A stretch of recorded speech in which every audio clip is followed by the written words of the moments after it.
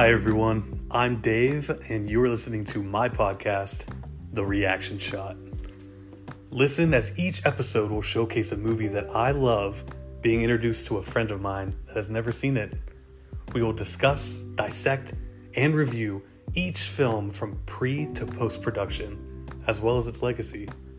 Will we see eye to eye, or is our scope of viewing a little different? Thanks for hitting play, because now you're about to find out. Fade in. Hey everyone, welcome back to The Reaction Shot. Here we are at episode 9, and I am joined today by returning guest, Brittany Cunningham. Hi Brittany, how are you? Good, how are you, Dave? Hey, I'm doing well. Thanks for coming back for another exciting episode. And yeah, so today we are focusing on Garden State. It is 2004's quirky romantic comedy drama written and directed by Zach Braff. Brittany, have you seen Garden State prior to me saying that I wanted to do this episode? No, I have not. This is the first time I've seen it, not the first time that I've heard of it, though. Okay, perfect. What's your history with the movie? You said that you have heard of it before. What was, did you hear about it when it first came out? What did you know about it? What kept you from watching it when it first came out? And what made you excited to watch it now?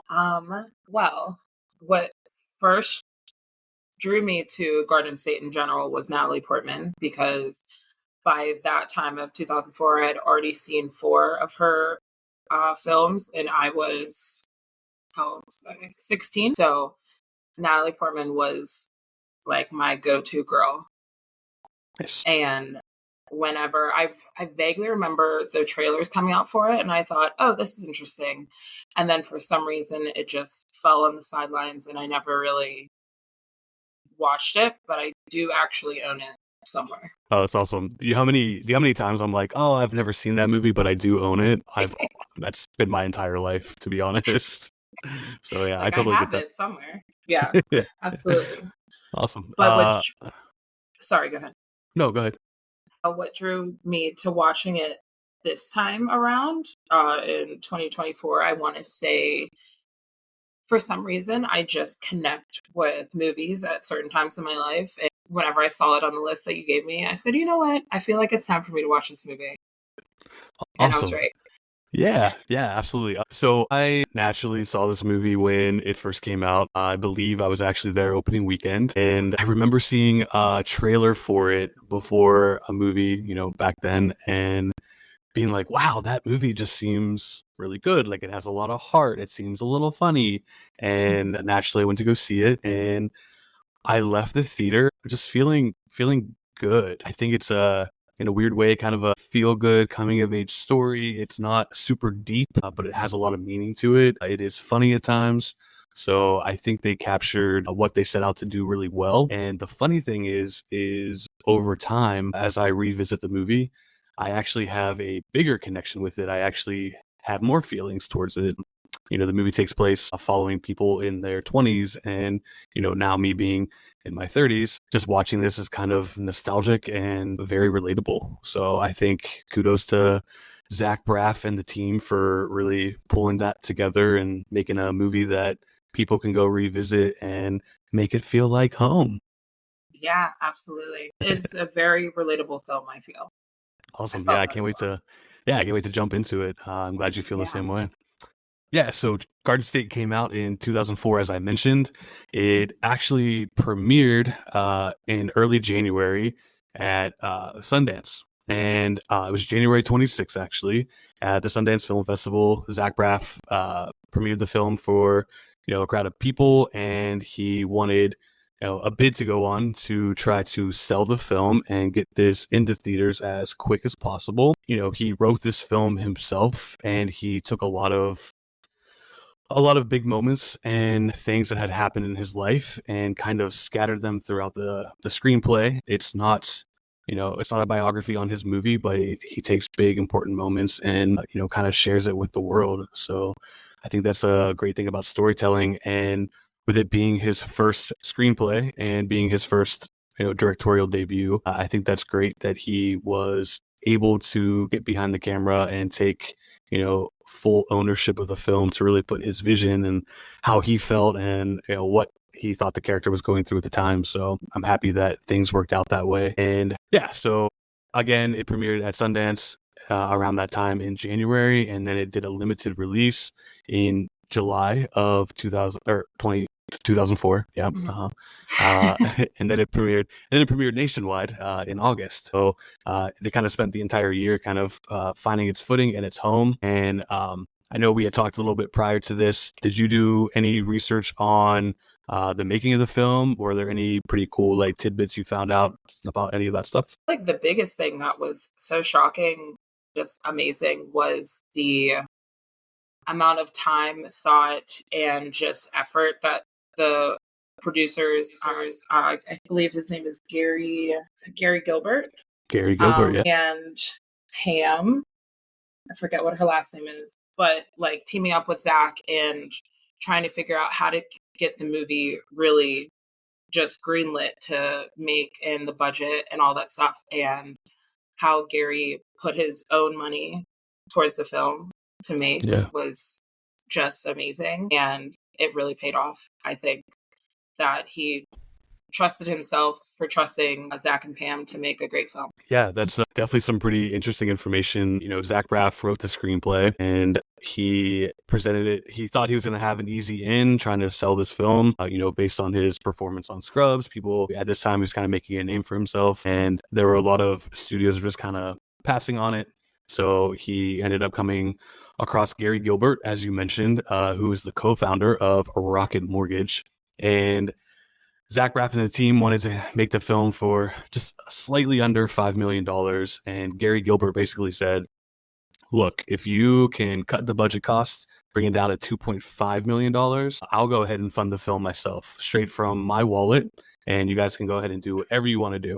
So, of course, Zach Braff and his team got together and they're like, well, absolutely, let's do this. That's a great deal, So funny thing was, you had mentioned the Pam Abdi and Gary Gilbert. And yeah, so Pam Abdi was president of Jersey Films and they wanted to, get behind this film. And a random fact is Danny DeVito was actually part of Jersey Films at the time. So in a weird way, there's that connection with Danny DeVito. I'm not quite sure how much of a hand he had in, the making of the film itself, but I think it's kind of cool that, Danny DeVito's connected a little bit to this film. So I'm sure Zach Braff. His name on there. Yeah, you're like, yeah, Danny DeVito, let's go. I can't go wrong with Danny. Yeah, so $2.5 million was the budget. He actually wrote the screenplay with Natalie Portman in mind. He thought that Natalie Portman was the perfect archetype for this character. And when he presented the idea to her, he had written her a letter asking her to check out his screenplay. And, he kind of mentioned, I wrote this with you in mind. So she ended up reading the script, obviously, and he sent her a short film that he made as well, so she could see his vision and how he would possibly direct Garden State. And she loved it, and obviously she signed on. Pam Abdi actually mentioned multiple times to him as he was trying to get a cast together. He just constantly had this vision, and she was like, "You're not going to get that person. Like, you can't just keep throwing these names out there hoping that you're going to get them." And he actually did. So that's pretty awesome. Dream come true for Zach Braff. Absolutely. That and the music, it was meant to happen. Yeah, so I actually, doing a lot of research on this film, over the years, I know I always research little things here and there, and the soundtrack, which we'll obviously really dive deep into, is a very important part of this film. In fact, I almost feel like it's a character all on its own. Absolutely. And the great thing that I love about the process, so this was his first feature-length script that he was trying to write. So he actually, in the screenplay, which is rare, wrote the musical cues on what song he wanted to play and when. And when he was shopping the screenplay around, he actually had like a mix CD with these songs on it. So that's how he was selling the film. So the music was very much a part of the film from the very beginning. And just like the casting, they basically told him, they're like, okay, you want to have all these great songs. That's cool. We don't have a huge budget, so it's probably not going to happen. And oddly enough, he actually got every song he wanted except for one song. Did you happen to see what that song was? I did. Fiona Apple, Paper Bag. Yeah, Which is a so very great song. I get it. it I get it. it Why you wanted yeah. it. Yeah, it is. It's obviously unfortunate that he didn't get to use it in Garden State. I had read that he talked about how her manager was basically just like, no. And he kept asking and no. Fiona Apple, I don't really think had much say in it. Her manager Yeah. kind of took control of that one, but that's I okay. wonder why. Yeah, I don't know. I think maybe some artists, and or especially the management might think that it might be like a sellout type thing where I feel like Fiona Apple's, a little bit more, where she's super famous. I feel like her music's a little more underground. She's not like, top 10, 40 radio hits type person.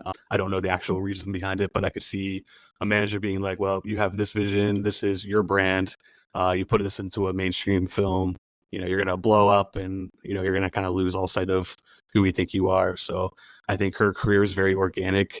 So I can see that being the answer there. That's fair. But Yeah. yeah. I can see that.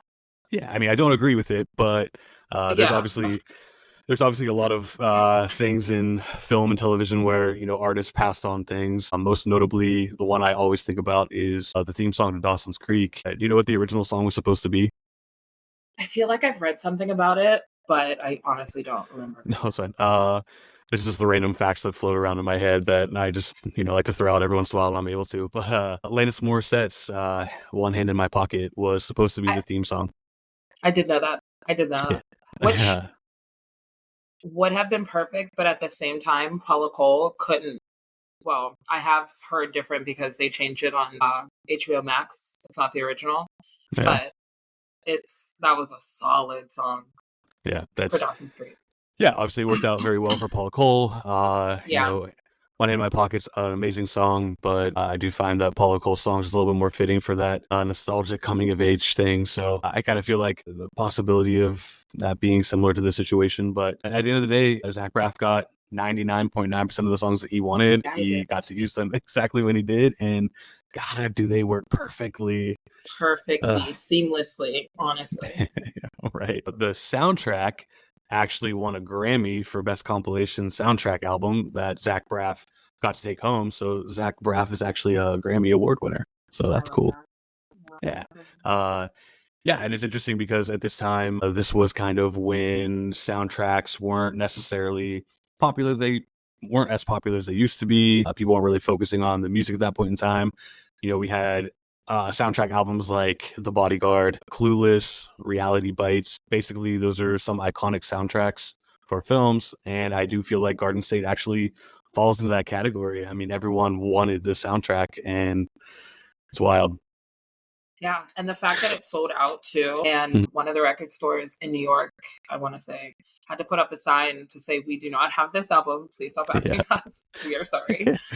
Yeah, I mean, how great of a feeling. Yeah, Zach Braff did mention that it was the Virgin Megastore, I believe, in New York City that was right around the Yes. corner from AMC. And I mean, living in New York City and, knowing your film's doing really well and then seeing the record store selling out of the album that the soundtrack that accompanies the film has to be And such a that you great feeling. pieced together, that Yeah. you wrote letters and said, "Hey, Coldplay, could you Yeah. be in my film?" Like, so, Right.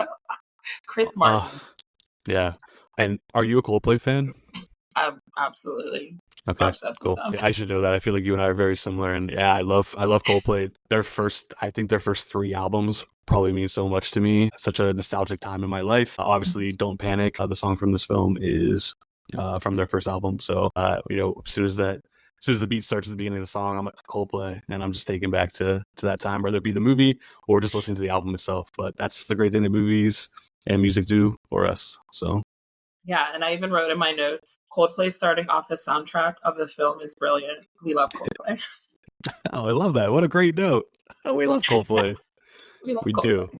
You're not wrong. I don't have that note written down, but that is 1000% something that I would say. Anytime I hear them, I just stop, listen, and then go about my Mhm. business. Yeah, it's the way to be. Yeah, so basically, this film was made on such a small budget, and everything was just aligning. So even though the budget was cut down, everything aligned. Everything was going really, really well for it. Once it debuted at Sundance, Fox Searchlight Pictures and Miramax did a joint deal on the film, which was actually pretty much unheard of at the time. So Fox Searchlight basically said to Miramax, how about we shake hands? Fox Searchlight took care of the domestic taping of the film. So they basically handled the distribution in the United States, and Miramax did the international. So they ended up buying the film for $5 million. So basically they doubled what they spent there. So they got an extra $2.5 million on top of that. The movie was ready to go from there.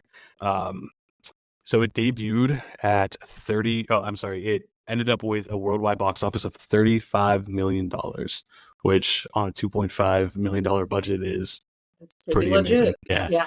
So independent films, I think this definitely falls into a category of a very successful and memorable independent film. The story behind it, as well as the film itself, is something that could be talked about in film classes.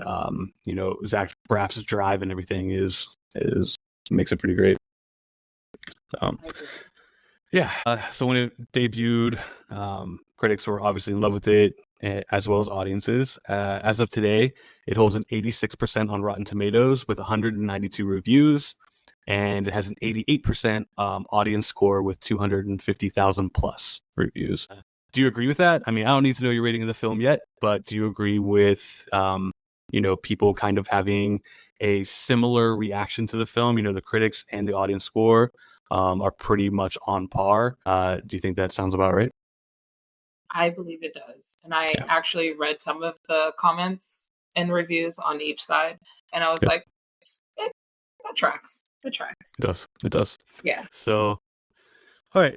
One of the things that I read about Zach Braff's screenplay that I was very interested in is the original title of the screenplay. Do you remember what it was? Did you get to see that? I believe it is Large's Arc, yeah. So Zach Braff's character's name is Andrew Largeman, and they call him Large. And Zach Braff decided to call the film Large's Arc, and that's actually what it was called throughout the entire filming of the movie as well. It didn't get its Garden State name until it went ahead to be in post-production.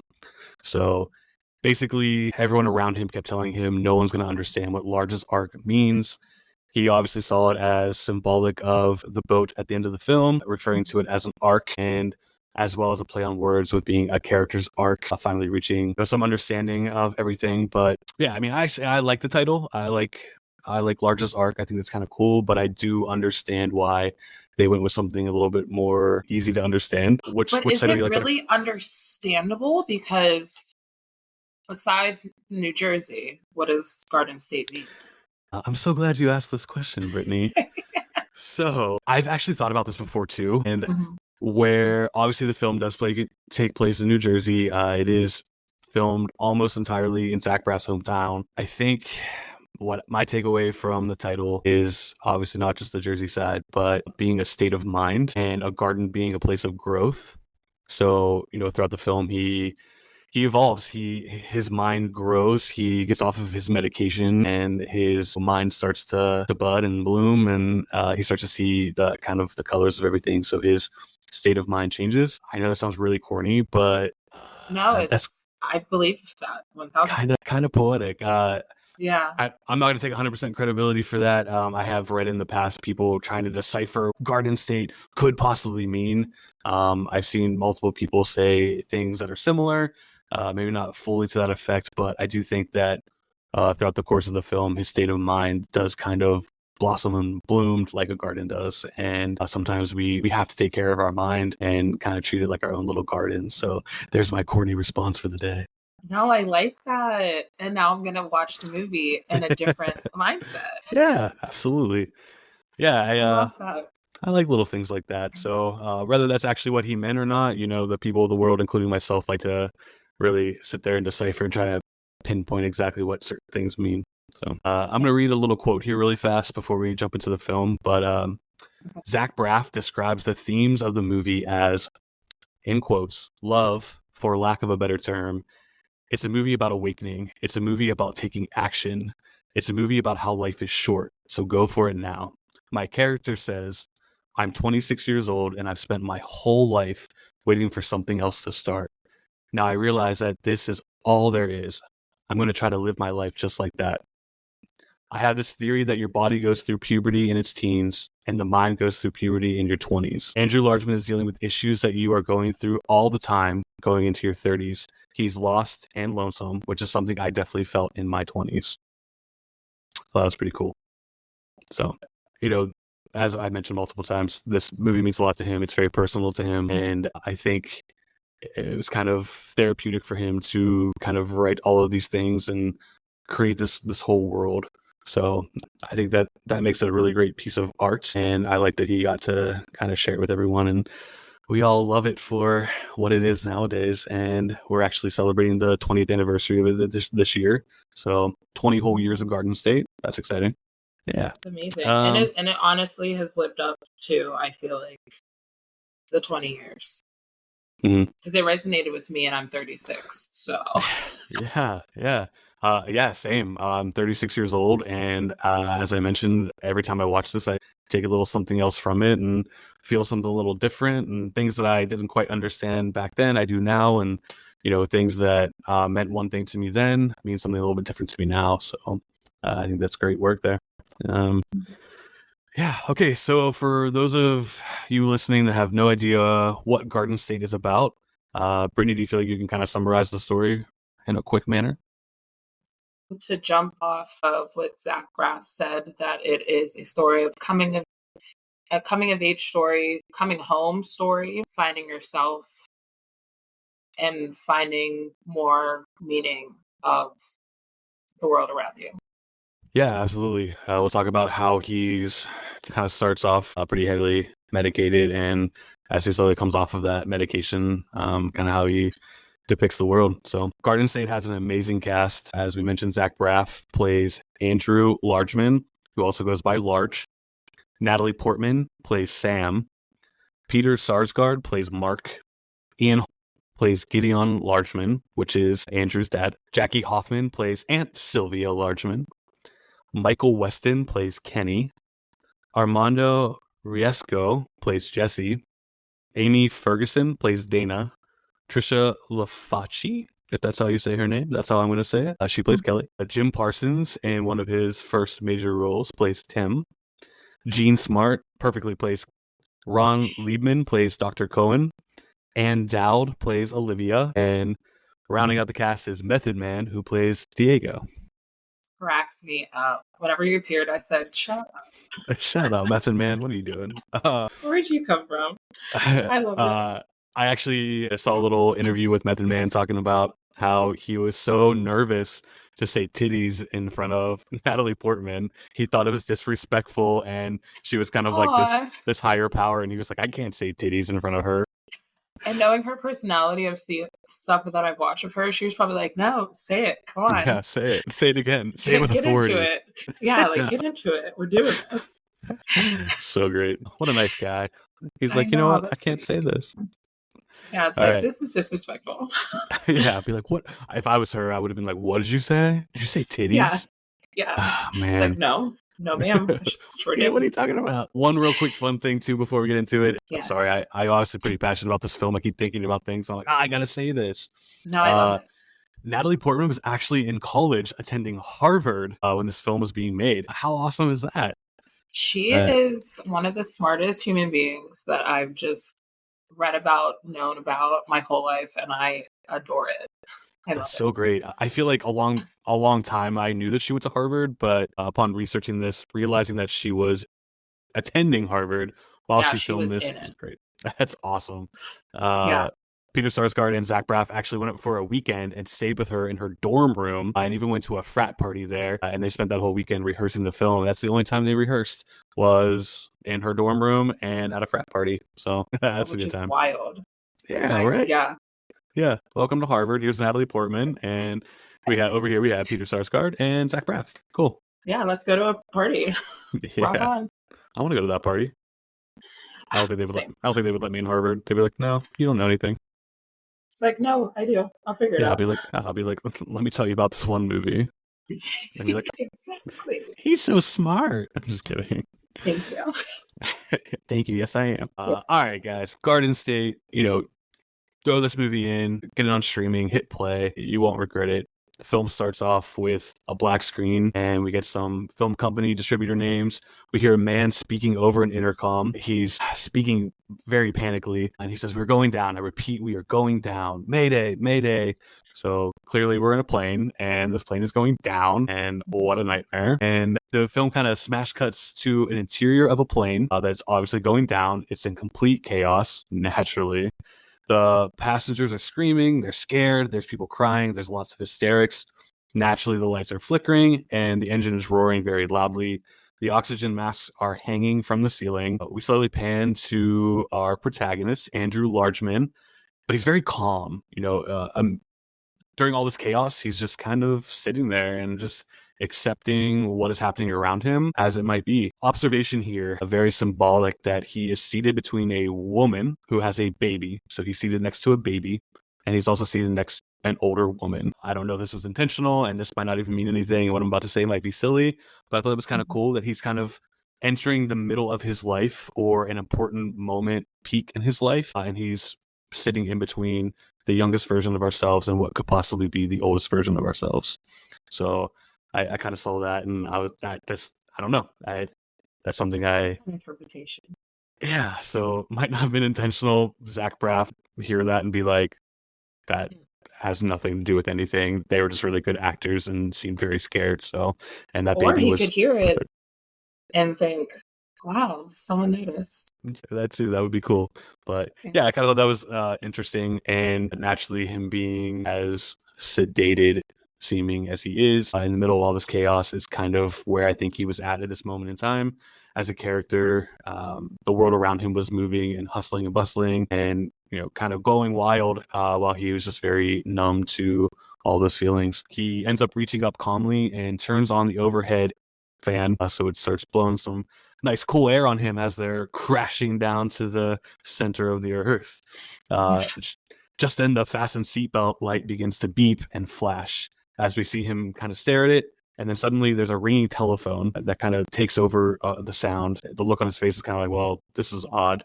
And then the background changes, and that same phone is actually seen sitting on a white carpeted floor, still ringing. So at this point, we realize that we are. Where my dog? I can't. Yeah, Barnaby. Yeah, he gets excited. He's very excited about the movie too. So You love he, it.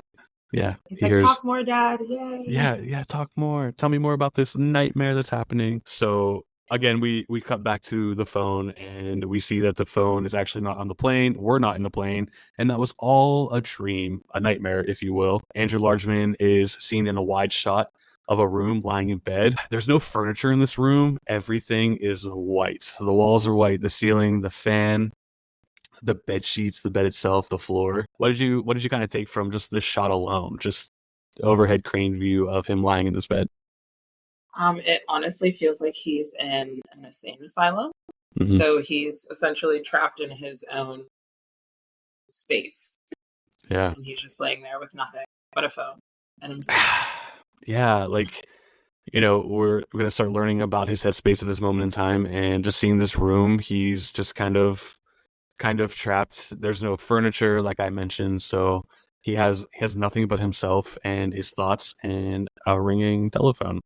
I also like that he's positioned between two pillows as opposed to laying on a pillow. His head's just kind of sunken in between both pillows. So yeah, love that. He's stuck in between. Yeah, he's stuck in between. Yeah, kind of trapped. I like that. His headspace is trapped. Look at that. Look at us just really breaking down this movie, shot by shot. Zach Braff, you'd be so proud. Yes. Instead of answering the phone, he lets the phone continuously ring as he stares at the ceiling.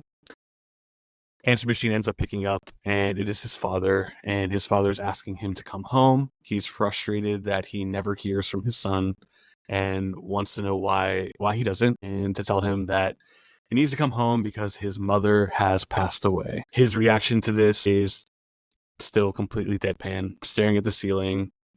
He hears his father speaking, but has no reaction to the information that he just got. I think that right there also shows you what kind of headspace he's in, and he can't get out of it. He can't fully comprehend what was just said to him.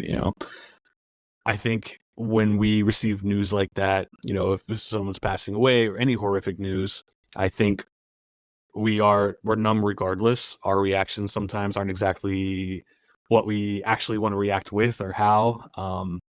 I actually received news a couple years ago about someone who passed away in my family, and my response immediately was, "Are you serious?" And then after I said it, I'm like, "What? Why would I say that? This is the Why wouldn't dumbest. we?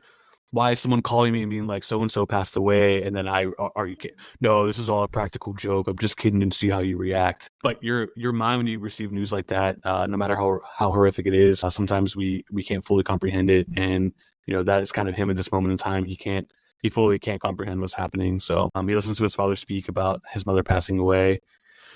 We kind of see him get into his routine. He's in the bathroom. The medicine cabinet of the bathroom behind the mirror is open. There's what seems like hundreds of bottles of A medication, and million bottles. yeah, a million. Yeah.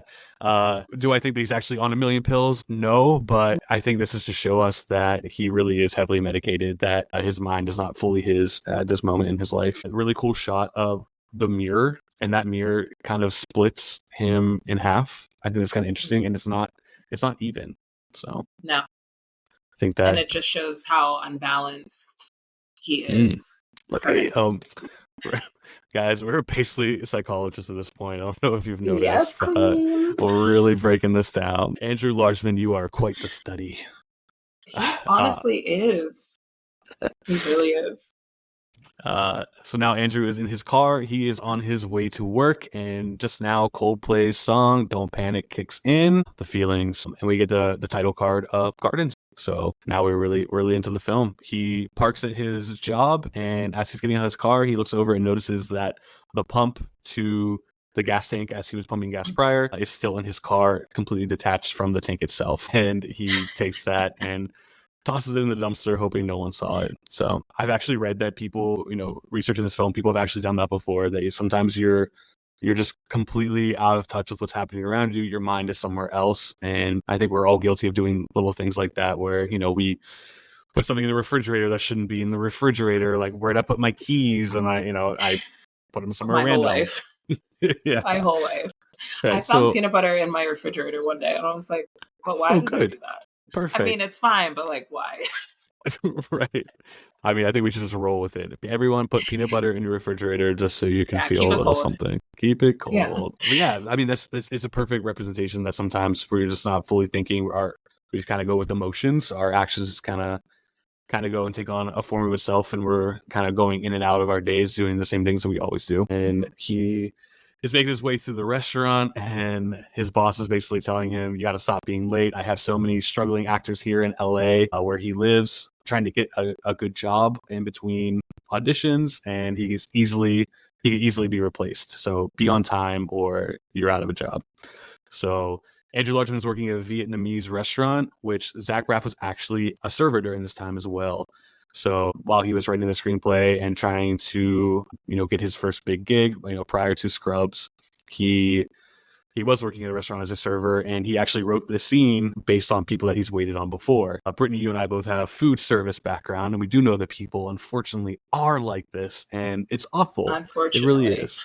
Yeah. So, waiting tables is not for the weak, and it's not. this man, You have to have the oh, personality of a million because you have to honestly just mirror them because you have no idea what's about to happen.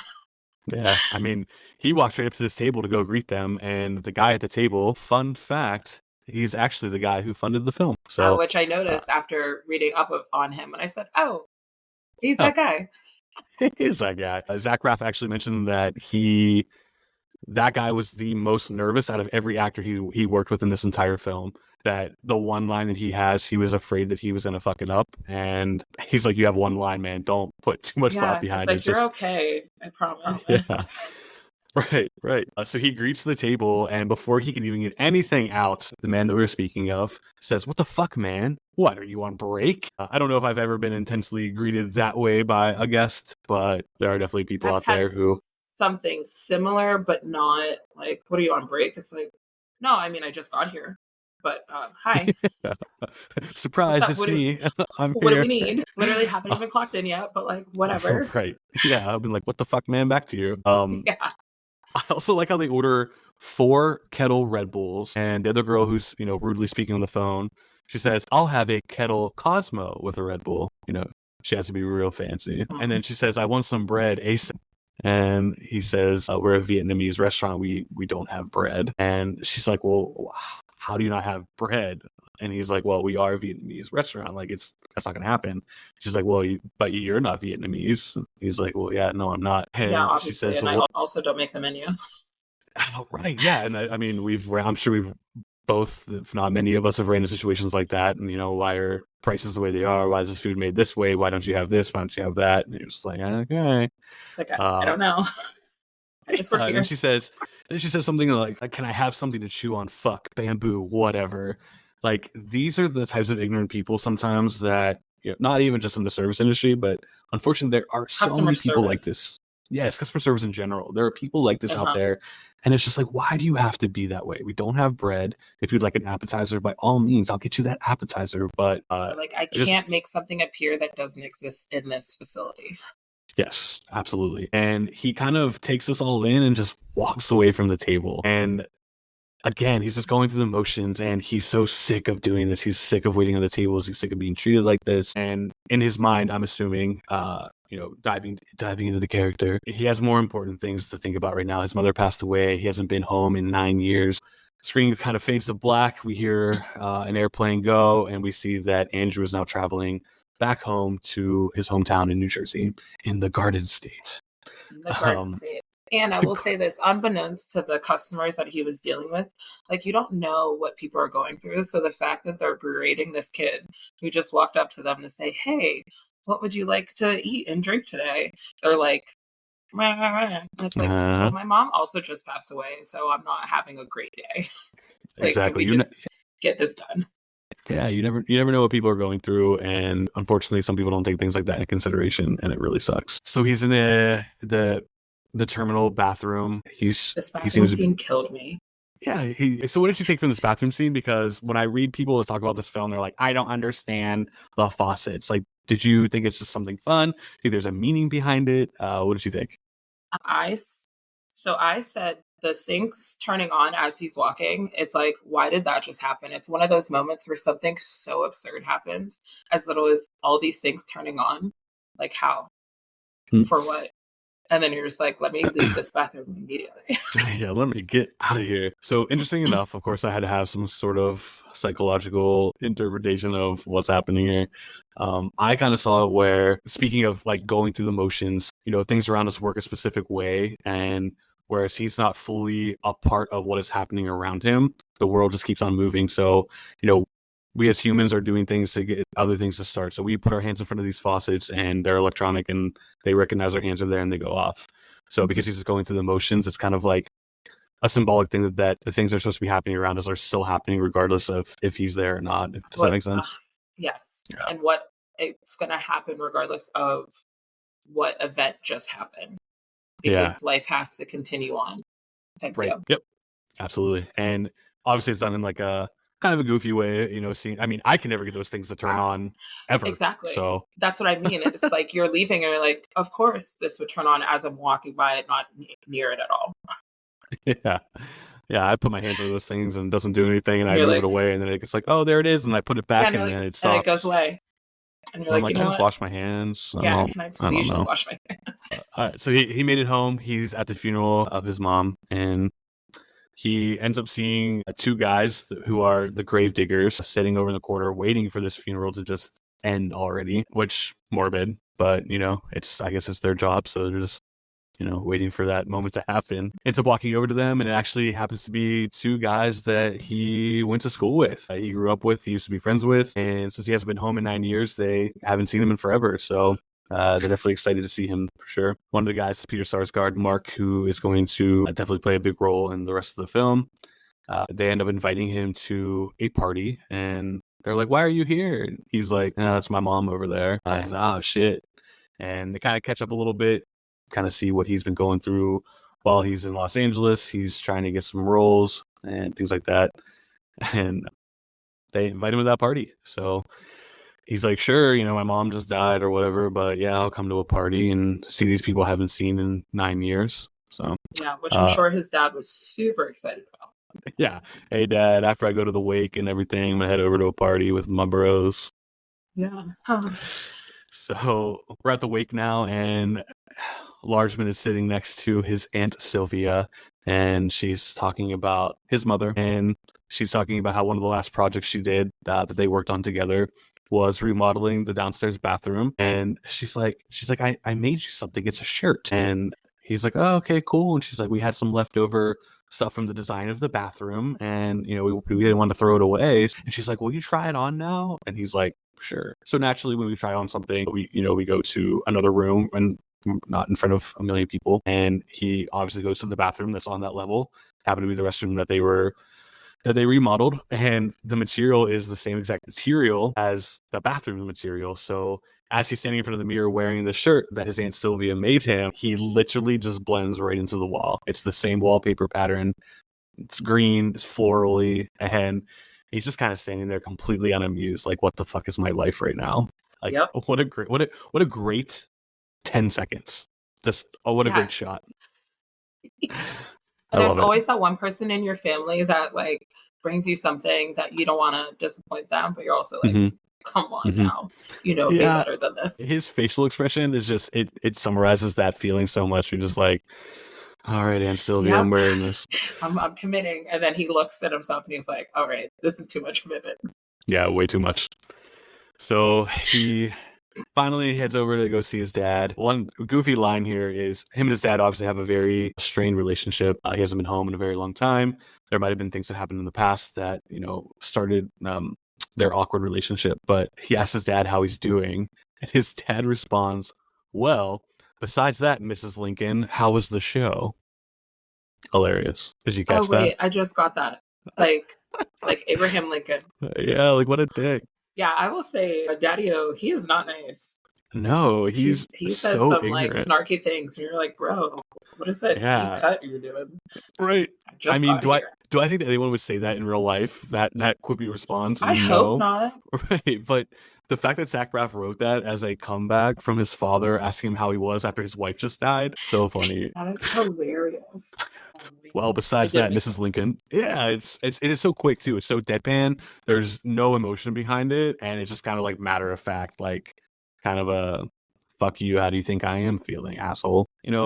Largeman says, I don't really know what to tell you, Dad. I don't even know what to say. Mom passed away, and it's obviously an awful thing. So his dad then asks him how he is, and he mentions that he's okay, which is a common response for people who just kind of, how are you? Oh, I'm good. Oh, I'm okay. But not really any structure behind that. He talks about how he's been getting really bad headaches. They're like really quick little lightning storms inside of his head, and that he hasn't really been taking his medication that he's been prescribed since he was a child. And as you know from what we saw in the bathroom, he is prescribed tons of medication, and that's what kind of gets him going throughout his day in and day out. So not having his meds on this trip, could cause some headaches or whatever might happen. So his dad's like, hey, no worries. I'll get you in to go see a doctor. We'll get you those pills, get you taking care of those headaches.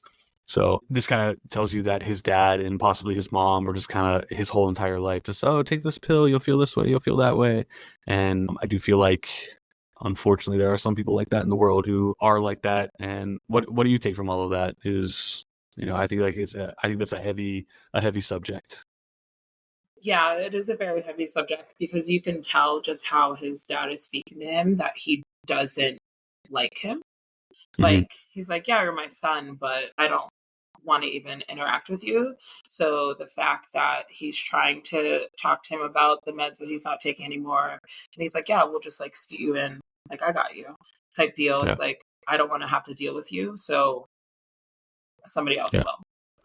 Yeah, and it's sad. And anyone who is medicated for whatever type of reason, by all means, but it seems like Andrew is saying this at all, and from a young age was just this way, and that's how he knows life. So we're going to go on this journey of him not being medicated and see how he starts to view the world. Largeman then also says, hey, the house looks really nice, kind of making small talk with his dad. And his dad goes, yeah, we've been doing a lot of work on it. And Andrew goes, oh, really? Like, oh, that's cool. And his dad goes, no, actually, no, I don't know why I just said that. So the conversation between the two of them is just, it's not even fluid at all. It's just, No. I'm going to ask a random question. I'm going to hope for a response that I can build off of. And it's not working. So kind of Yeah. sad. He's just But adding fillers to yep. get through the conversation and be done with it. Yep. So Largen kind of goes on his way, and he's going to head to this party. He goes into the garage and reveals his little motorcycle with a little sidecar. What a cute little thing. Zach Sidecars Braff, for bitches. yeah, sidecars for bitches. He talks about how this motorcycle literally never worked during filming. There was times they had to pull it with the truck, so they had to, basically tow it to get certain shots, or it would take multiple times. And they actually ended up hiring a full-time mechanic to work on the film during the scenes where the motorcycle was there, so they could constantly get it started and at least moving. How funny is that? That's wild. That's Dedication. some commitment to a piece of machinery. Because Yeah. I'd have been like, we got to change it. Yeah. Yeah, I'd be like, no, not doing this. We're just gonna have a It's little. like, this is too much for this. Like, yeah, let's just do a let's find tricycle. We'll something call it else. a day.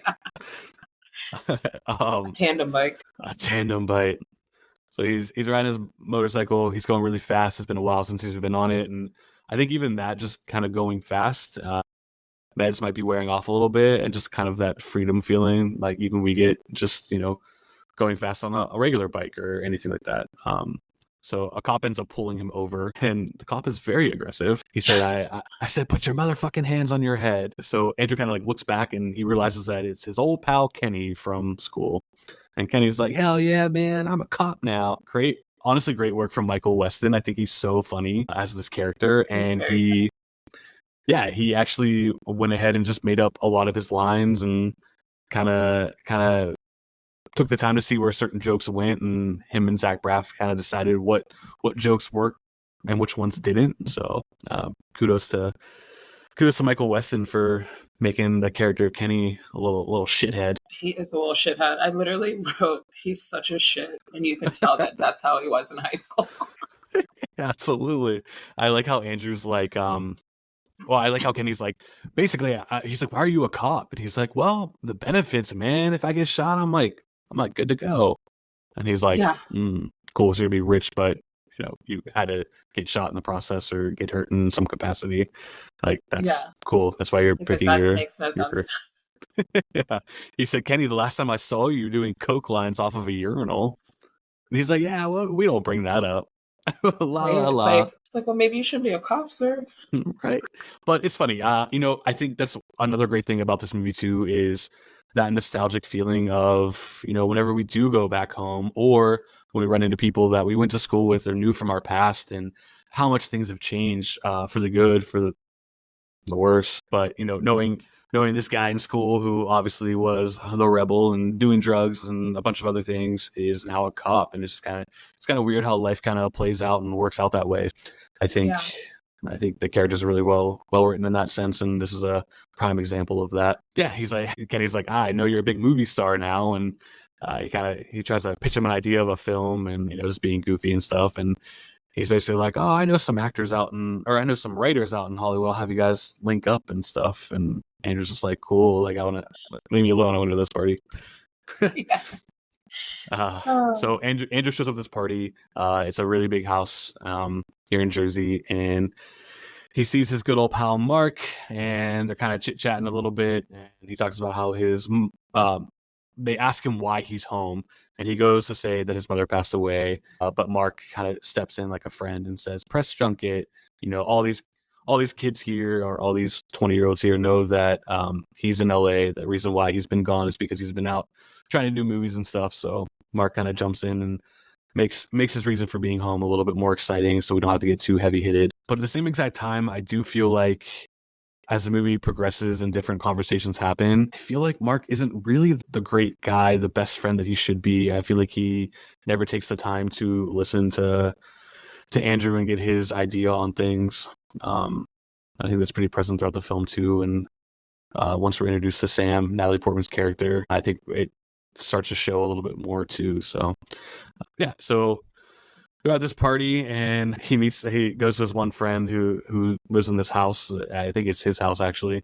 He talks about how he invented the silent Velcro, and he made lots of Which is money, so and he's cool. right. Like, does that He's actually silent. exist? I don't know. I feel like I should have researched that because it's very I want interesting. some. I like how he demonstrates it. He's like, And you're I like, don't know, putting there's his no hands sound. I together. love that.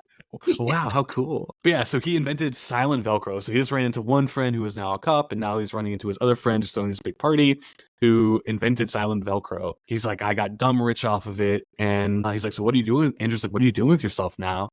And he's like, nothing. I've been so bored. He went out and bought a bunch of shit, and now he's just kind of has nothing to do. He's not working. He just has some stupid money that he blew a lot of it on and whatever. So I think that's cool too, because I'm sure we all know people from our past who did become super, super successful, and we were like, oh man, they must be living the dream, and they are bored and there's nothing They are exciting bored happening in their and they're life. lost and lonely and Yeah. all that stuff. Yeah, so I think that's a symbolic too, right there. That just because we think someone has it all might not be true, and that money also isn't everything. So here they decide that they're at a party, they're bored, they're in the 20s, they don't know what to do, so they decide let's do some drugs, start hitting the bong, and they also take some ecstasy. And this scene was filmed, I guess, at 9 in the morning. Zach Braff was I read that. worried that, yeah, Zach was worried that nobody was going to be into the character and acting like they were on drugs. And it wasn't like we can get them drunk this early in the morning to really devote their time. But he said that the cast did great. All the little known characters and extras just did what they were supposed to do. They play Spin the Bottle. So they kind of had this like childlike events happening, which is kind of cool. They kind of bring all that to light there. They play Spin the Bottle. There's lots of kissing. The ecstasy is obviously causing them to do some crazy things. And we quickly cut to Zach Braff waking up on a couch. He has in permanent marker balls written on his forehead that he doesn't realize. And I think we all know that when we did sleepovers and stuff as kids, that if you fell asleep first or anything like that, people would go ahead and draw on you. Have you ever had that happen to you before? No, I have not. Oh, you have I do not? not Okay. fall asleep at parties. Yeah, I guess, I mean, it's never happened to me, but I've definitely been to parties where, people have fallen asleep and you Oh, I've write seen it something. happen for Oh, yeah. sure. I've seen it. Well, look at I've never us. participated in the writing, but I'm like, I it's can't, time I to can't, go, guys. yeah, I can't agree on that part, but yeah, I've written Yeah, a few fair. things. That's fair. Kid So, stuff. kids, Kid play. children. Yep. So Andrew wakes up and he's at Mark's house, and Mark's mother, who is played by Jean Smarts, she has her boyfriend over, who just so happens to be the kid's age. That boyfriend is played by Jim Parsons from The Big Bang Theory, and he's wearing a Yes. medieval I said costume. And Sheldon. Sheldon, yes, Sheldon is in this film, and he knows Klingon here too. So, Which is so funny. Like, how is he the same character in two right, separate things that didn't exist at the same time? right. Yeah, and I saw where Jim Parsons actually said that it's funny that this was his first role, and obviously his most memorable role is Sheldon, that he Mhm. was not really a nerd in any way, didn't know anything about Klingon or anything, and it's kind of been his like career highlight because he speaks in Klingon in different moments on Big Bang Theory too. So, Yeah, um, he does. I love yeah. it.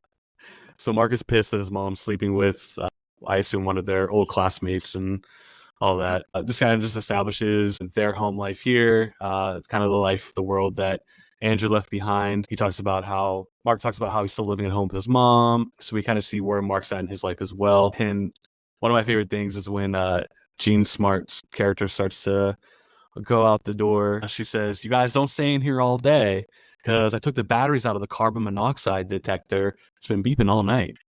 I don't know why. I just thought it's so random, but so funny.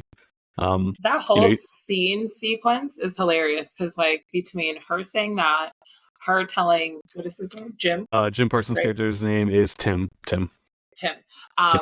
Her telling Tim, like, speak Klingon again, like, show them what you can do. And he's like, please stop making me do this in front of these people that I Yeah. already went to high school with. Like, I'm Right. good. And Right. then him getting up from the chair after he said, get the fuck out of my house. Mm-hmm.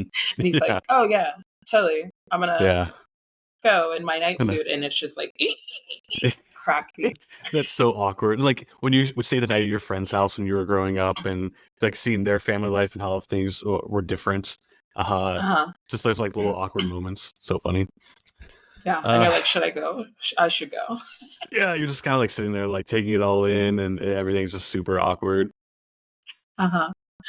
Uh, All right, so now we're at the doctor's appointment, and Andrew is waiting to see the doctor, and he's in this large waiting room. There's no one else in there with him until a blind woman walks in with her seeing eye dog. She goes ahead and sits in the back, and the dog, in a very silly shot, walks the rows of all the chairs to make his way all the way up to the front where Andrew is sitting, and the dog just starts humping him. And in the corner, we hear some giggling, and we're introduced to Sam, Natalie Portman's character, and she's listening to her headphones. She's listening to the Shins, and he like looks at her, he notices her, and he's like, "Hey, can I get some help here?" And she's like, "Yeah, just kick him in the balls. Like, just kick him while he's humping you. Just kick him."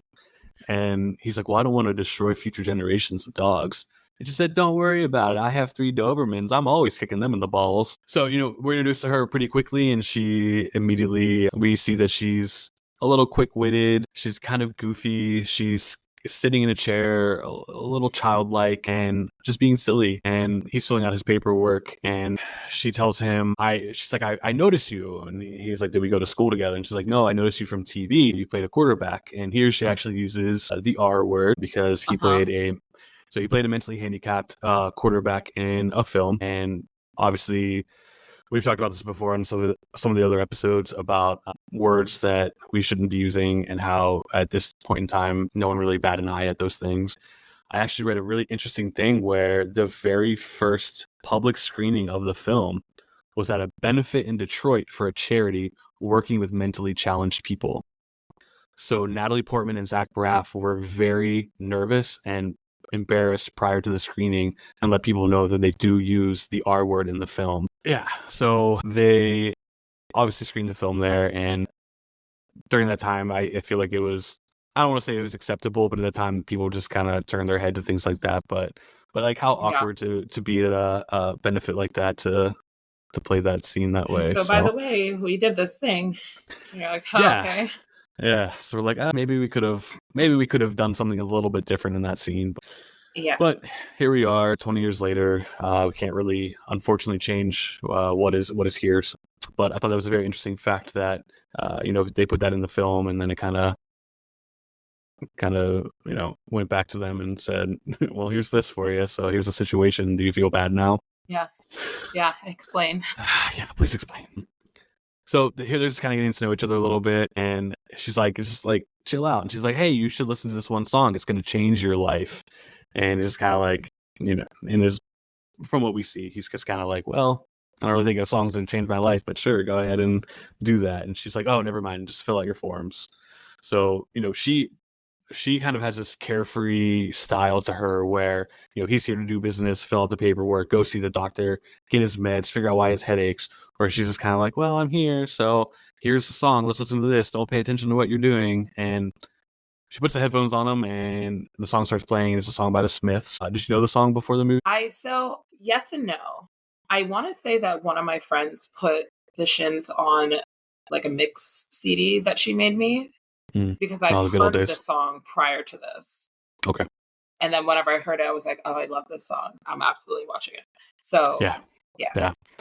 Yeah, there's 2 Shin songs in this movie. It was Zach Braff's favorite band, and he wanted to make sure that he paid tribute to him. He's making a movie loosely based on his life, so why not incorporate the things that he loves, and that this is actually one of the songs. He's like, "Yeah, sure, I like it. Good song." Like, doesn't really have that big of an effect on him, but the best thing is that he's going to forever remember this moment when he got to meet Sam, and that song will probably forever play a soundtrack for him.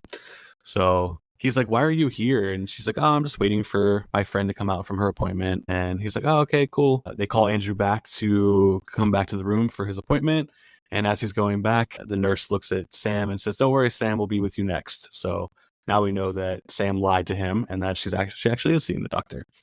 So Yes. Andrew's in the office now, the doctor's office, and he's just kind of sitting there waiting for the doctor to arrive, as we all do. We're on time for our appointment, and an hour later the doctor comes in. And you're like, "Oh, okay, cool, you are here." So while he's sitting awkwardly in this doctor's office, he's looking around, and he sees all of the awards and things that this doctor has made, and all the achievements and accomplishments, and they completely line the walls. And there's so many of them that they actually go up onto the ceiling, which I thought was pretty funny.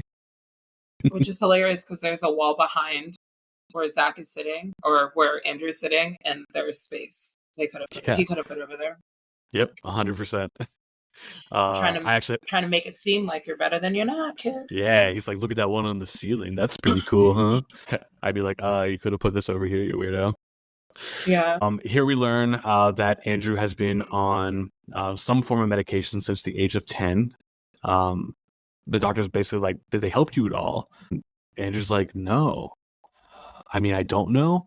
So he kind of mentions that he's kind of just been going through life assuming that they were working, but maybe he's just been kind of numb to what's going on. And the doctor kind of asks him, like, have you had this conversation with your psychiatrist? And Andrew's like, well, my psychiatrist is actually my dad. And that kind of sets up the idea again that his dad is just constantly giving him these pills to have him act the way he is, because he doesn't really like him that much. The doctor keeps chatting with him, just kind of getting to know him a little bit, which is great for us as an audience to kind of get to know a little bit more about Andrew. And the doctor says, you know what? I see you, and I can tell you that you're okay.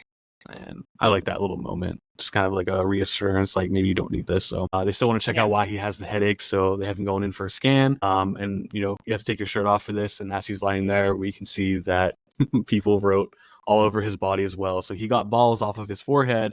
However, when he takes his shirt off, he still has things like lightweight, small cock, dickhead, pussy, Hollywood, weak man. It's just written all over his body. So many things. And he just lays there and accepts it. He's like, well, it is what it is. Like, I went to a party.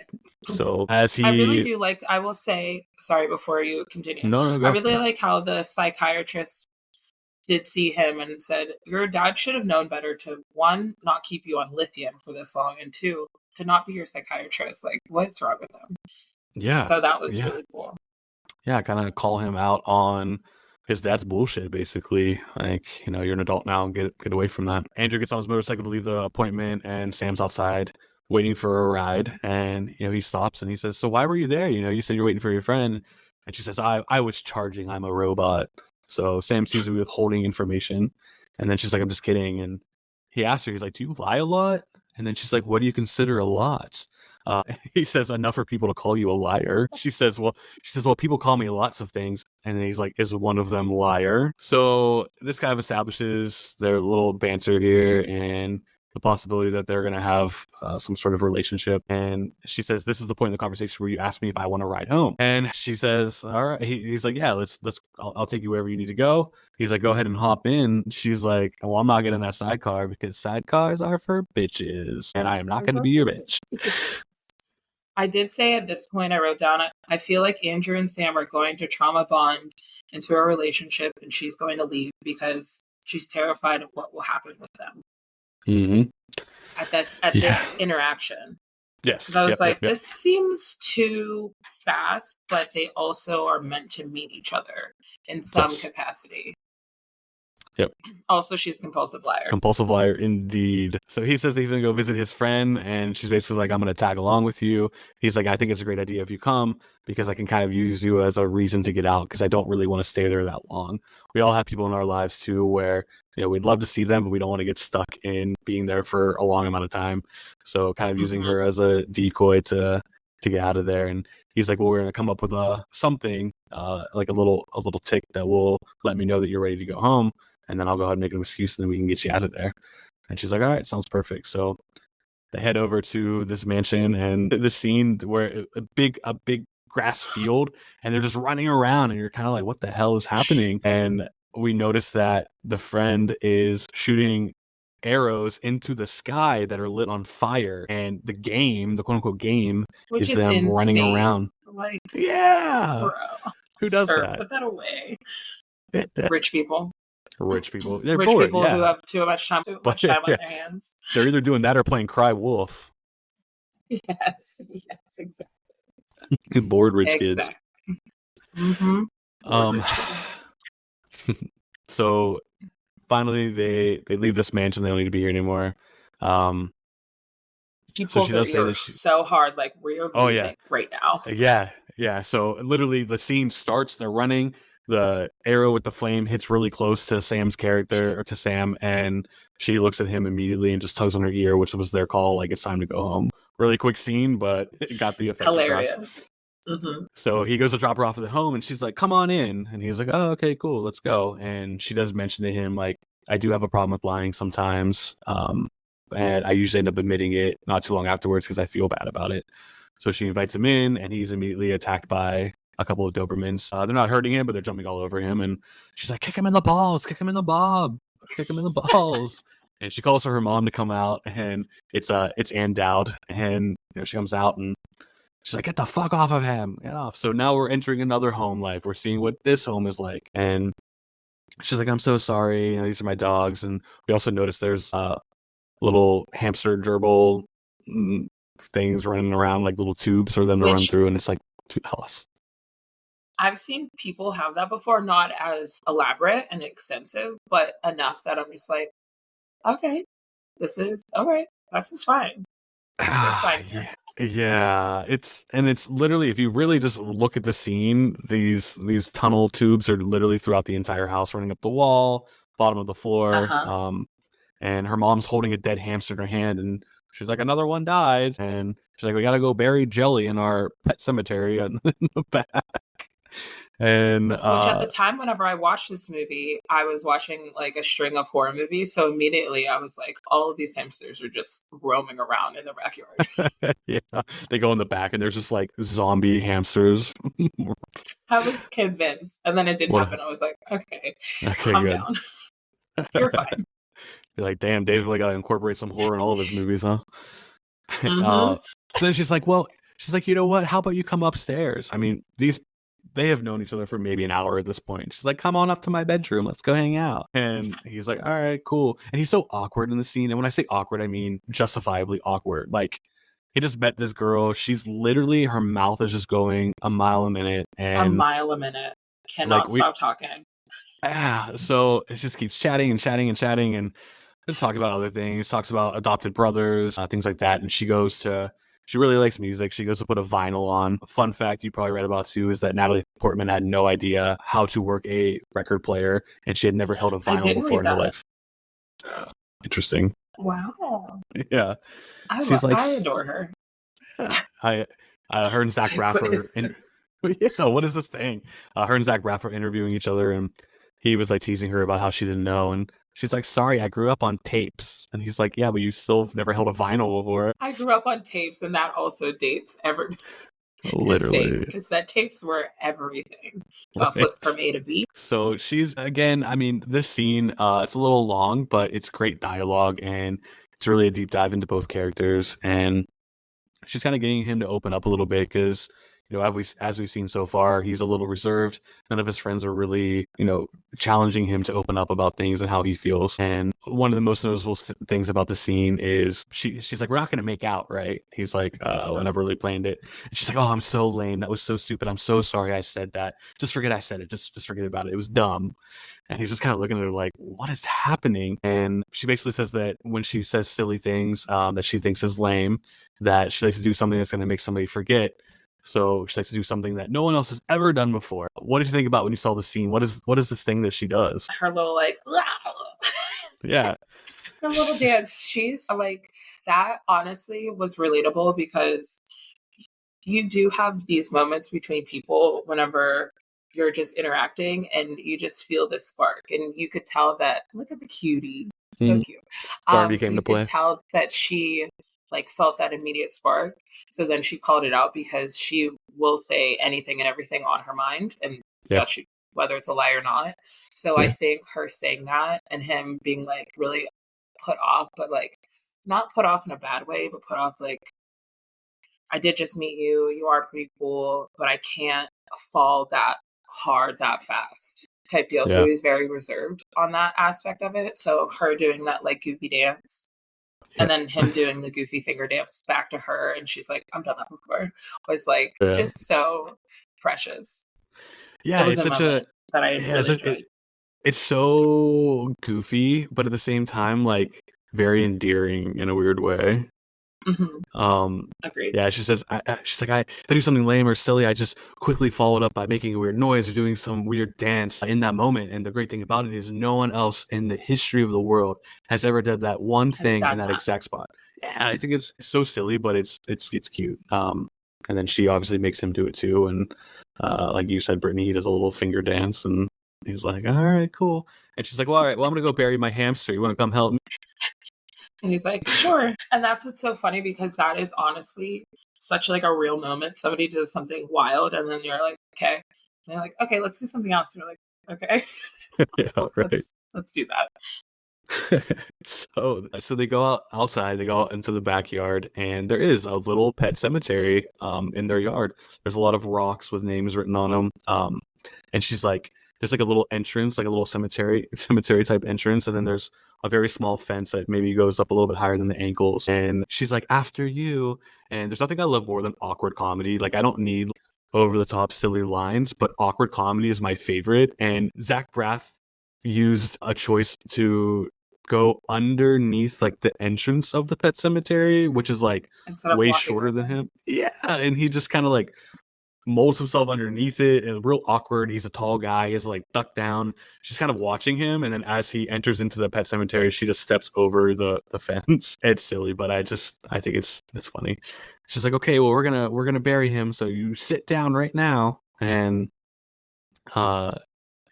she's like, what are you thinking about right now? And he's like, well, lately I've been thinking about a lot of things lately. And he says, my mom just died. And Natalie Portman looks at him, and her eyes kind of fill up with some tears. And before she can fully react, he says, God, that's weird to say that out loud. So this is like one big break that she finally got him to a point where he's comfortable with talking about why he's home, what he's feeling. And he even says that it's weird to say it out loud, but that's the reality of it all. And she's like, I'm so sorry. And she's like, here I am putting you through another one of these, a little funeral.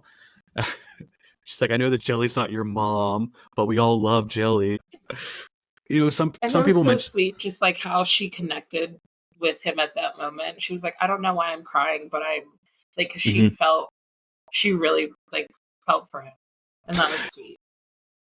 Yeah, she's kind of like, in a weird way, kind of like a conduit for his feelings. She was reacting the way I think internally he wants to feel. So I really like that. And she basically is like, open up a little bit about your mom. He mentions that she was a paraplegic in a wheelchair. So she basically, she was taking a bath and she ended up drowning in the bathtub. He thinks that she slipped, fell into the tub, or whatever the situation might have been. They don't fully know, but needless to say, she did drown in the bathtub, and that's how she died. And you know, she's like, "Oh, when did this happen?" And he's like, "Literally, it was Sunday, like 5 days ago." So all this is pretty fresh to him, and you know, she's kind of taken back a little bit by this, that he's so numb to that feeling. And he's like, why are you crying? And she's like, it's so sad. It's a real life tragedy. And you can see that she cares a lot. So he's like, all right, well, like, let's talk about Jelly. Let's talk about your dead hamster. And she's Yeah, like, like well, switch over to you, not me. yeah. She's like, do you want to say anything about Jelly? And he's like, I heard you were a great pet, little guy. um, Yeah. and then she says, goodbye, friend. I hope you liked me. Which like really, I don't know, did something to my soul. Right? It's just, and that's the great thing about this movie. It's these little moments and this dialogue that Zach Braff has written. They're not over the top deep, but they're so sentimental. And like, I mean, we've probably all lost a pet at some point in our life, whether being young or old. And you know, you kind of think, am I doing the best for my pet? So for her to say, I hope you liked me, definitely a cute little moment. So he's back at his house, and the dad approaches him and tells him that the doctor said that things went well, and he knows that he's not taking his meds right now. He needs to be careful. And his dad kind of seems like he wants to maybe catch up a little bit, and Andrew doesn't want to get into it yet. And he says, no, I have plans. I'm going to hang out with my friend Mark. And he literally says, okay, good. Awesome. So I feel like at this point in time, we're kind of seeing that maybe the dad does want to kind of get in touch with his son again and kind of see where it all went wrong. His wife, you know, he lost his wife, so he doesn't want to lose his son too, or maybe make amends before maybe he passes away. So we're at I the honestly graveyard. felt that he's still sorry, at that moment that he's still like you could still feel resentment, like he was the reason why. I mean, ultimately she is the way that she was. And that like I don't know, I still felt that at that Yeah, point.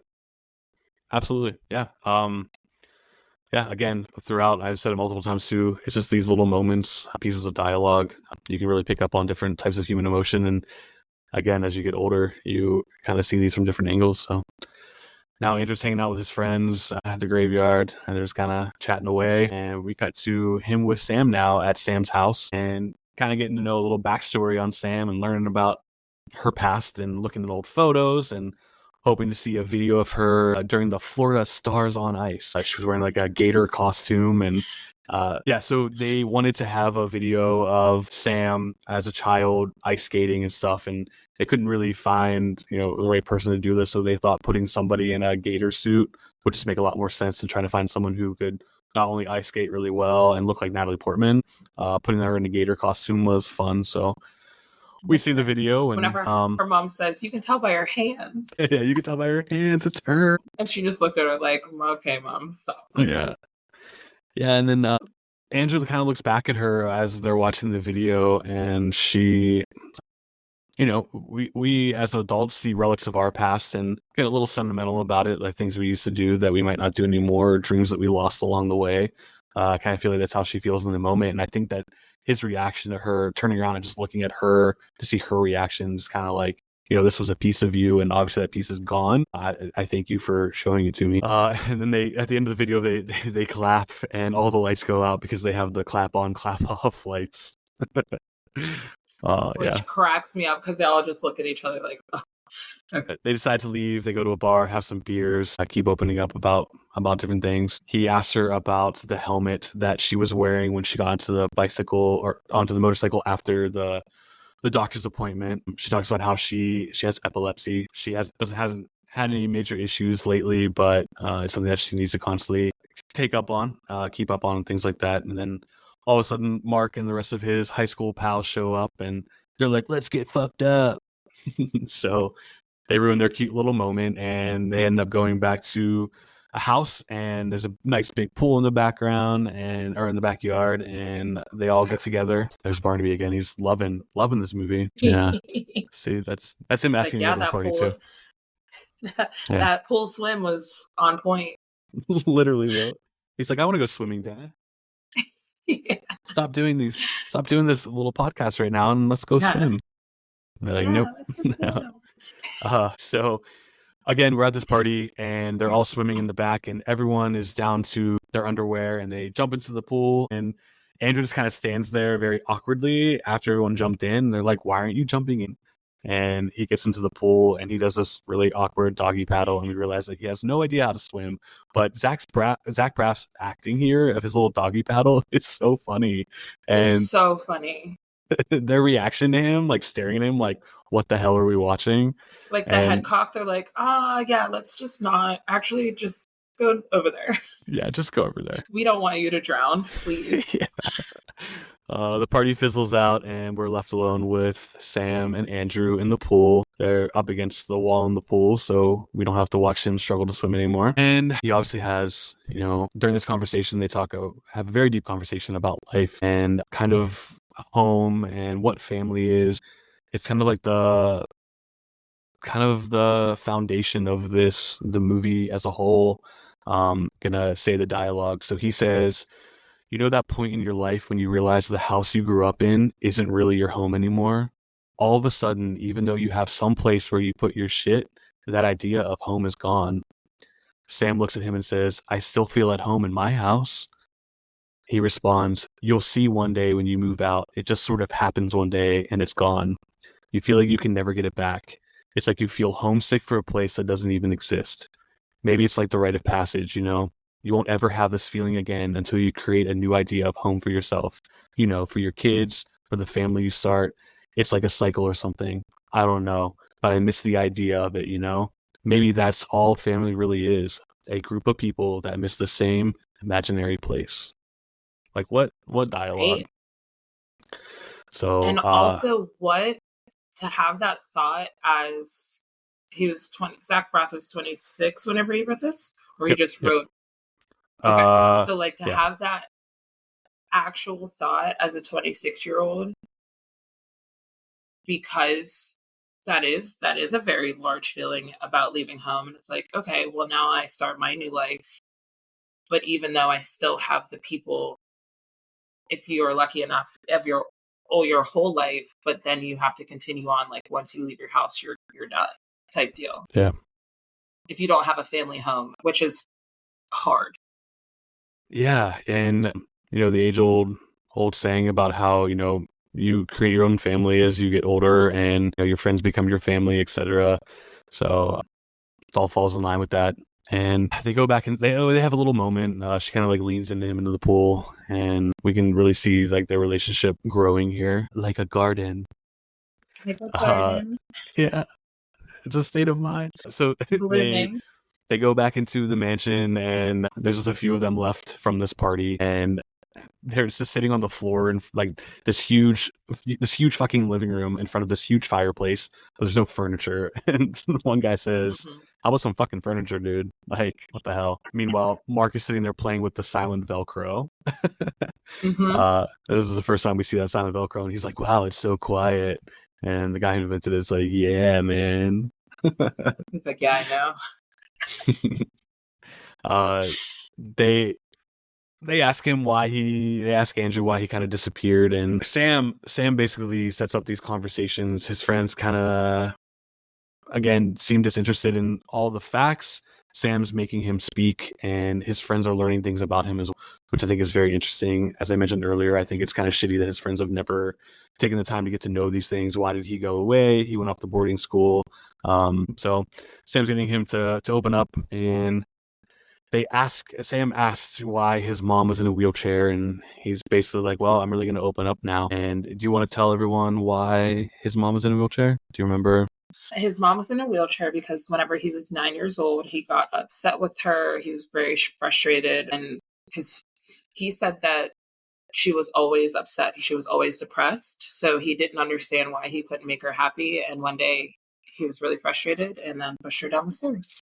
And she broke her neck, and then she was paralyzed from the waist down. Yeah. So 9 years old, something like that happening. How awful. And for him to open up and tell that story is probably hard for him, but it's something that he needs to do. And it was a good way to, he's getting out of his medicated state. So for him to fully accept these things that happened in the past, good for him moving forward, I think. And again, Sam is pulling this information from him. And what happened was the dishwasher had fallen open. The dishwasher, that's what it was. Yeah, so the latch. Yeah, the latch was broken.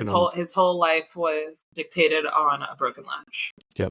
And, I think that's something interesting too. We have situations in our past, things that have happened, and things unfold because of one certain thing. So because the latch was broken on the dishwasher, a pivotal moment in this major event that happened in his life, he pushed his mom, she fell back with the dishwasher, and that latch is forever a part of his life, because if that latch had been fine, her injuries might not have been as severe. And he's like, so basically this 1/4-inch piece of plastic determined the rest of my life. That's some heavy Yes, it is, especially for a 9-year-old. Yeah, so at that point in time, his family sent him to a bunch of doctors, anger management. He mentions that he feels like his family was scared of him, and that's why he ended up getting all these drugs and stuff, and he hasn't really been himself ever since. So now he's happy to finally be in the moment, kind of relearning who he is. So, of course, the moment's interrupted. A girl in her lingerie coming through, and she's like, "Let's keep partying," and they're like, "Okay, cool." But of course, Andrew and Sam stay back, and they stay in front of the fireplace to keep talking. She talks about her mom having the saying that when you look at someone, you can tell when they're in it. Like, oh, you're so in it right now. So she says to him, "Oh, you're so in it right now." And he's like, "What do you mean?" So she says, my mom used to say it to me all the time. When you're really deep in thought and really thinking about something and really analyzing it, that's what you say to someone. And he says, "You're right, I'm in it." And she's like, "All the good stuff?" And he's like, "Yeah, glass half full shit."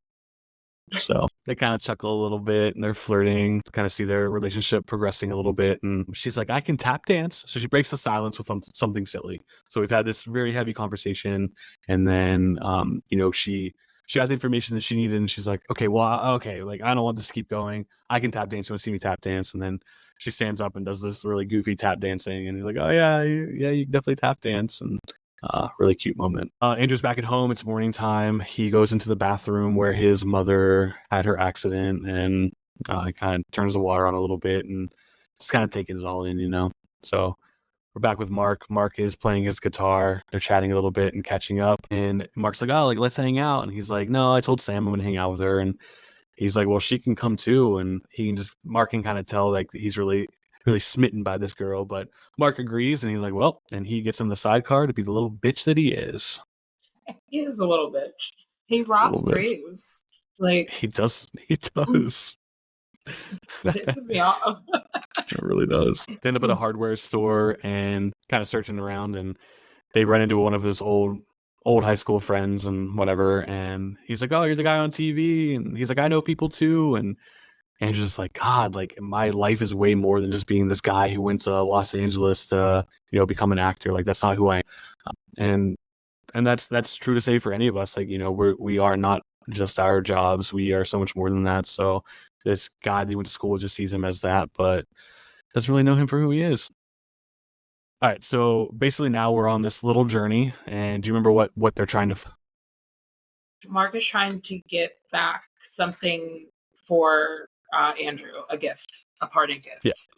Yep. So he's trying to find a parting gift for Andrew to take back with him to LA, and he's like, we have to go on this journey to find it, and they end up at a hotel, and yeah, they end up at a hotel, and here the hotel, which is the situation, one of the workers is Method Man. And what's happening at this hotel, Brittany? Please tell the audience. They're really excited to know. Well, they somehow get behind the scenes of, I don't even know where, but they are watching people have sex with each other, either in the actual hotel rooms or, I don't know, it's like a sex ring. It was spooky. And there's just a bunch of people in business suits, a bunch of men in business suits doing things. Yeah, that's a good observation. I think, you know, it's such a random scene. I think one of the things about this movie too is automatically kind of just jumps to the storyline of him trying to find this parting gift, and they go on this little adventure. So it's kind of fun, and they just end up the most random places, and this hotel is obviously one of them. And I think the way they play it off is like a back hallway in between rooms. And they have like little peepholes where they can watch these businessmen, you know, hooking up with women. And this is when Method Man says, "Who here saw some titties?" You know, and Natalie Portman's like, "Oh, this is awkward," but Method Man actually felt awkward about saying that in front of her. So it's funny that her character's reaction is like, "Oh, no, this is awkward." So she's like, "This is awkward," but I indeed did see titties. Yeah, and like you said, Natalie Portman in real life was probably like, "Oh my God, say titties in a more funny way." Yeah. So Method Man's just like, "Hey, titties," and she's like, "All right, cool. Awesome." So Method Man, I'm sorry, I keep referring to him as Method Man. His name is Diego. Diego tells him that he needs to go to Kiernan's place or something, and he's like, "Do you know where that is?" And he's like, "Yeah, I do." And it's kind of in the middle of nowhere. And I guess this was a real place in Jersey near Zach Braff's hometown. This huge like crater. Obviously, they make it a lot bigger in the movie than what it actually is in real life. And they go there, and essentially what it is they're breaking ground to build something like a mall or whatever it might be, or a hospital. And it's just this huge, almost not the size of the Grand Canyon, of course, but it's like that. Like you can barely see all the way down. And as they're going to see this guy that they're supposed to meet there, they come across a boat, a ship, which was supposed to be in the screenplay. This was Large's Ark. It was like his Noah's Ark. And this is the Ark that he comes across, and it's the Ark in defining who he is and discovering it. And they knock on the door, and they run into a guy here who's holding a baby that is living inside the ship with his wife. He's like, "Oh yeah, I have this piece of jewelry for you." He's like, I basically, we're living here, so it's me, my wife, and my child, and we're living here, and our job is to live in this boat, which is designed just like an interior of a house. It almost looks like it would be like a trailer of some kind, and kind of have everything you need here. He's like, "My job here is to watch over, you know, giant gaping hole in the earth to make sure that nobody comes and does anything they're not supposed to." And they're like, "All right, cool." So he's kind of living the life here with his wife, and man, Barnaby's just real happy today. Super happy. Living his best life. Yeah, so I guess I should, whenever I make the promotion for this episode, I should say featuring Brittany Cunningham and Barnaby. Yes. Get some dog treats for him.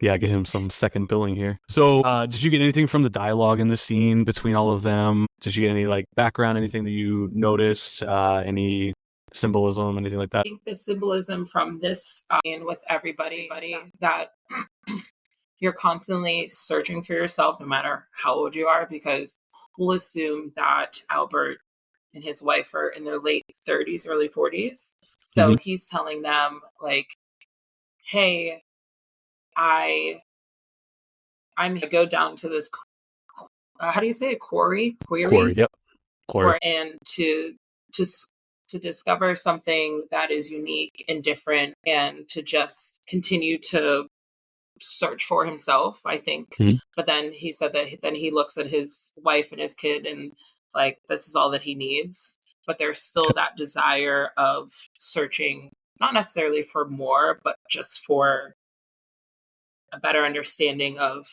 who he is, and they want to better understand themselves as well, I think. So hearing and speak in his life and where he's at, I think either motivated them or showed them like I'm not where I want to be at this point in time. Because even Mark has a conversation with his mother about, like, she's like, you're going to be in real estate and you're going to do this and this, and he's like, no mom, I bury people, this is what my job is, like stop telling me what I need to be doing because I don't tell you what you need to be doing. Like we are just I'm 26 years old. We're living in this life. Like let me just live. Absolutely. Perfectly said. I couldn't agree more. I like how you went back into that about Mark and his mom's conversation too. And, again, with this podcast, it's not like we can go every little piece of dialogue and things like that. And I'm Yeah. glad that you brought that back because, again, that is another important piece and it's so true to life. This is what I'm doing. Like, I'm not sorry I'm not living up to your quote unquote expectations, but it's not that I haven't failed at anything. I'm content with doing what I'm doing. I'm happy. Happiness to certain people is different than other people's happiness, and there's nothing wrong with that. Yeah, so the And scene, he even says to Andrew, Mark does, he said, don't tease me about my hobbies. I don't tease you about being an asshole. yep, Because he's yep. like, broski, like I'm here with you trying to find this thing. Like, let's just do this. It's Yep. fine. We're on the side quest and we're having fun. Yeah, we love We're side here to have quests. fun. They're always fun. Yes. Yeah, we're along for the journey. Yeah, so back at this little ship, he talks about how the gaping hole in the earth is basically he likes to pretend that it's an infinite ongoing abyss, and he likes to think of it that way. And Natalie Portman loves that, and she was like, "Guardian of an infinite abyss." Like, oh, what a great thing.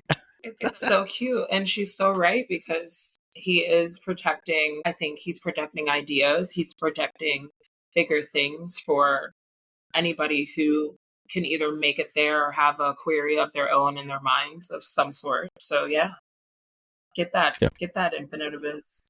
Yeah, and he talks about how him and his wife have like an antique jewelry job they have going on here, and he says that I think things like this are just important, and he calls it Albert's Abyss, I believe. Albert's Yes. Abyss, yeah.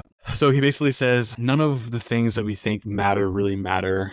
We have this idea that we need to be in this big mansion, we need to be successful in LA, we need to be a doctor, a lawyer, we have to be medicated and able to enjoy life, and we need to have all these people surrounding us, and there's these big circles. And he says none of that really matters. I get to be here with this person, with my beautiful baby in this ship that we turned into a home. We are doing something that we enjoy doing. I'm doing something to help other people out by guarding this thing, and that's it. I mean, that's it ties in with Andrew talking about home and family, and we put so much pressure on what everything is supposed to be when if we just stop and take a second to look at the little things and enjoy what we have and make the most of that, then that's all that really matters. So Natalie Portman's character Sam obviously gets a little teary-eyed in this moment, and guy stands up and he's like, well, Diego told me that I needed to give this to you, and it's a antique piece of jewelry, and that's going to be Largeman's goodbye gift. Yeah, so they found what they were looking for, and they decided to head out. It's pouring down rain outside, so if this was an actual ship and there was definitely a lot of water, this rain would help the Ark continue on its journey. So definitely pouring down rain. He's saying goodbye to them, and Andrew says, "Hey, good luck exploring the infinite abyss." And he looks back at him and says, "Hey," and Andrew stops and looks at him, and he says, "You too." I think that's a really heavy and important little piece of dialogue too, because we're all we're all exploring that infinite abyss. You know, the life around us. We're constantly on an exploring mission to see what's out there and stuff. And like you said, we just need to stop and enjoy the life we have around us and keep moving forward and being aware. And that's the abyss that we're exploring. So, is that what you got from it too? Yes, absolutely. Yep. I felt like he was saying to you, to even get to this point, you're still going to be exploring yourself, but you're going to be okay. Yeah, absolutely. Andrew kind of sideways smiles at him, like that line, what he just said really got to him, and then he kind of like puts his head back a little bit and shakes his head in the rain, which is like kind of a freeing moment, of feeling the rain on your skin. And just like wash over you. Yeah, yeah, absolutely. You get it. So yeah, a little moment like that. I just love little things. And then Andrew decides to get up. There's this crane right next to the ship, and Andrew just randomly decides, I'm going to jump up on this crane and stand on the roof of it. And the crane itself overlooks the infinite abyss, the large gaping hole in the ground. And he gets up there and he stares down into it and then just screams at the top of his lungs. Which I felt that so deeply. Yeah, and then they all scream together. Yeah. Like, it's so good because they were all screaming for something for themselves. Like, they all had their individual reasons why they were just letting loose all of their just yeah. I felt so good, so powerful. Yeah. As Brittany mentioned, Sam and Mark both get up on that crane with him. They stand right next to him and they jump in on that screaming right down into that infinite abyss and kind of letting go of, like you said, anything that they need to be screaming for. So a very liberating moment. And then there in the rain after the yelling, Andrew and Sam share their first romantic movie kiss right in the rain. I will say, an unpopular opinion, I'm sure the kiss was super awkward and it stressed me out. The stressed out kiss. I was like, oh, okay, all right, cool. It's fine. It's fine. And it's not like, not every kiss can be like that movie magic type of kiss. That was one of them. And I get it, because they're just two awkward people meeting for the first time. They've only known each other for like 3 days at this point. Yep. So understandable. But yeah, I wrote that in my notes. Yeah, good. That's a good note to have. I definitely agree with you. So they get back to the house. The three of them are still together, and Andrew finally sees what the gift is that Mark got for him. And as Brittany, you mentioned, Mark does some grave robbing on the side. When they bury people, he takes things from others, and we assume that Mark has taken something from Andrew's mom, and that is what he got from the guy at the Ark. And it's a necklace, and when he opens up the gift, he sees the necklace, and Sam says, well, what is that? And he said, it's my mom's favorite necklace. Nice. And which Mark tells like mixed feelings, because you're like, that's really nice that you went out of your way to get this back, but also robbing people's graves. Right, stop doing Jesus. Like, just take out that first part. You don't have to get things back. So Mark's like, yeah, I got that for you. And he says to him, it's got to be worth something. So Mark is seeing it as, I'm getting you this gift that probably costs some money. You can get some money, head back to LA, have that money with you, etc. However, I think, based on what this movie is about, the feelings, the character arcs, I think that it is worth something. I think it's a relic of his mom and possibly the strained relationship that they had because of the incident that happened when he was younger. So he gets to carry this piece of his mom with him, and that's what it's worth to him. Do you agree with that? Yes, I do. I do very much. And you can tell that he really went back to himself as probably 8 or 9 whenever he was playing with it, talking to Sam about just, it was hers and she really enjoyed it. Yeah, I agree. Now we are inside Andrew's house, and him and Sam are sitting in the bathtub that took his mom's life. They're fully clothed. There's no water in the bathtub, but they're sitting in there. And he says, they're having another one of their deep conversations, and she's the conduit, like I said, to get him to open up. And he's like, this necklace brings back a really specific memory that I have of my mom. He says, I was a little kid and I was crying for some reason. And he goes on to say that, he goes on to say that he didn't expect to have this feeling, but he knew that his mom was there. And because of him crying, his mom reached out, noticing that he had snot running from his nose because he was crying so hard. And she reaches out to him with the sleeve of the shirt that she was wearing.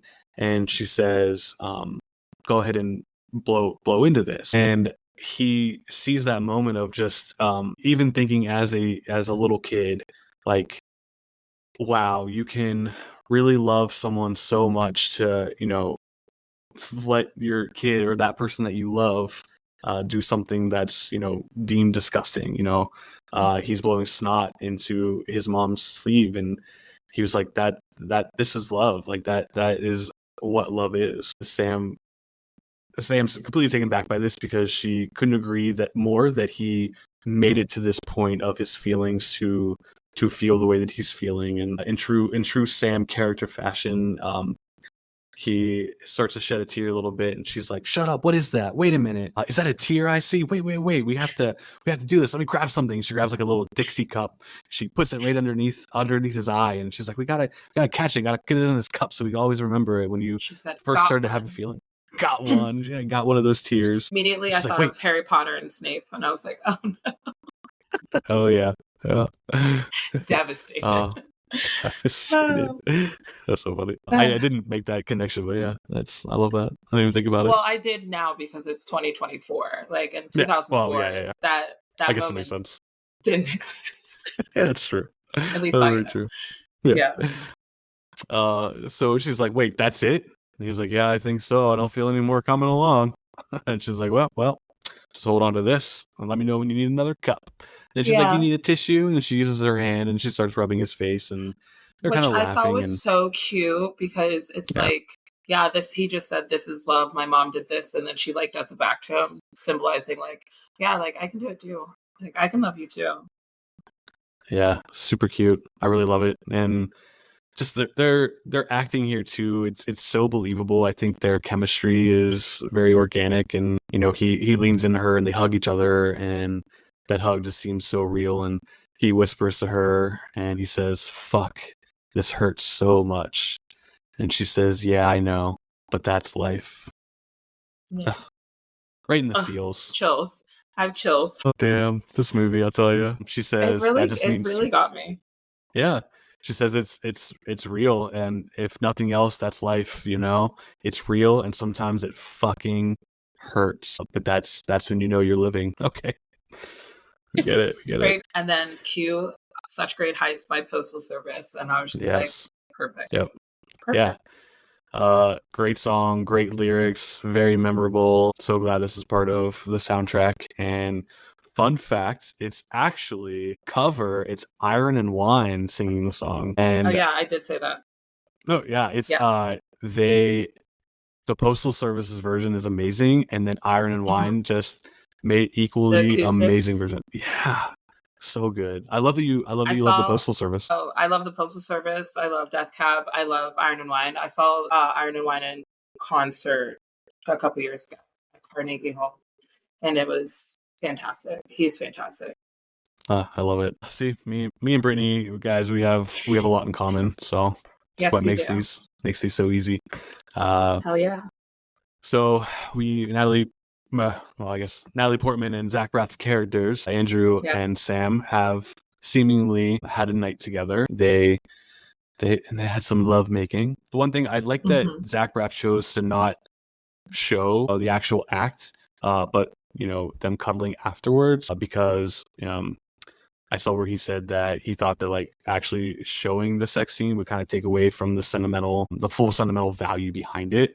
It's not to say that the act itself is not a sentimental, emotional bond, but he just thought that would take away from that feeling. So I do like that he chose that. Andrew ends up going into his dad's room, and he's like, I need, like, let's talk.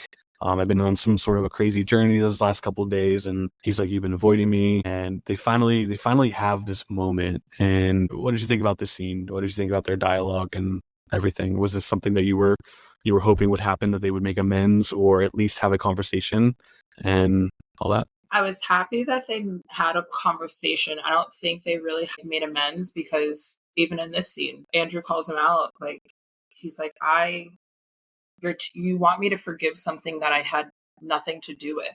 It was a Yep. broken latch. I didn't know. I pushed her. Like, that outcome wasn't my intention. So he's like, you need to forgive the fact I wasn't the reason why this happened. And I don't think his dad has grasped that yet. But whenever he put his hand on his chest, I think he felt like he's like, I'm trying to connect with you. I'm trying to show you who I am because you've had me on medication for my whole life because of this moment. So you don't even know me as a real person. I'm just this medicated son. I'm medicated burden, I feel. Yeah, a very important scene. I completely agree with what you just said. I think this conversation was needed. Andrew says, I was a little boy and someone made a shitty latch. And that's what I think. That's what he thinks about the entire thing. He says, I'm not going to take those drugs anymore. They left me feeling completely fucking numb, and I don't want to feel that way anymore. I haven't experienced anything in my life, and I want to experience it. I want to live my life, and I don't want to be known just for this accident that happened. And he says, I'm here to forgive you. He said, you always said all you wanted for us was to have whatever we wanted, and that's what I want. I want to live, and I want to forgive you. And maybe that's what Mom wanted more than anything in life, was for all this just to be over.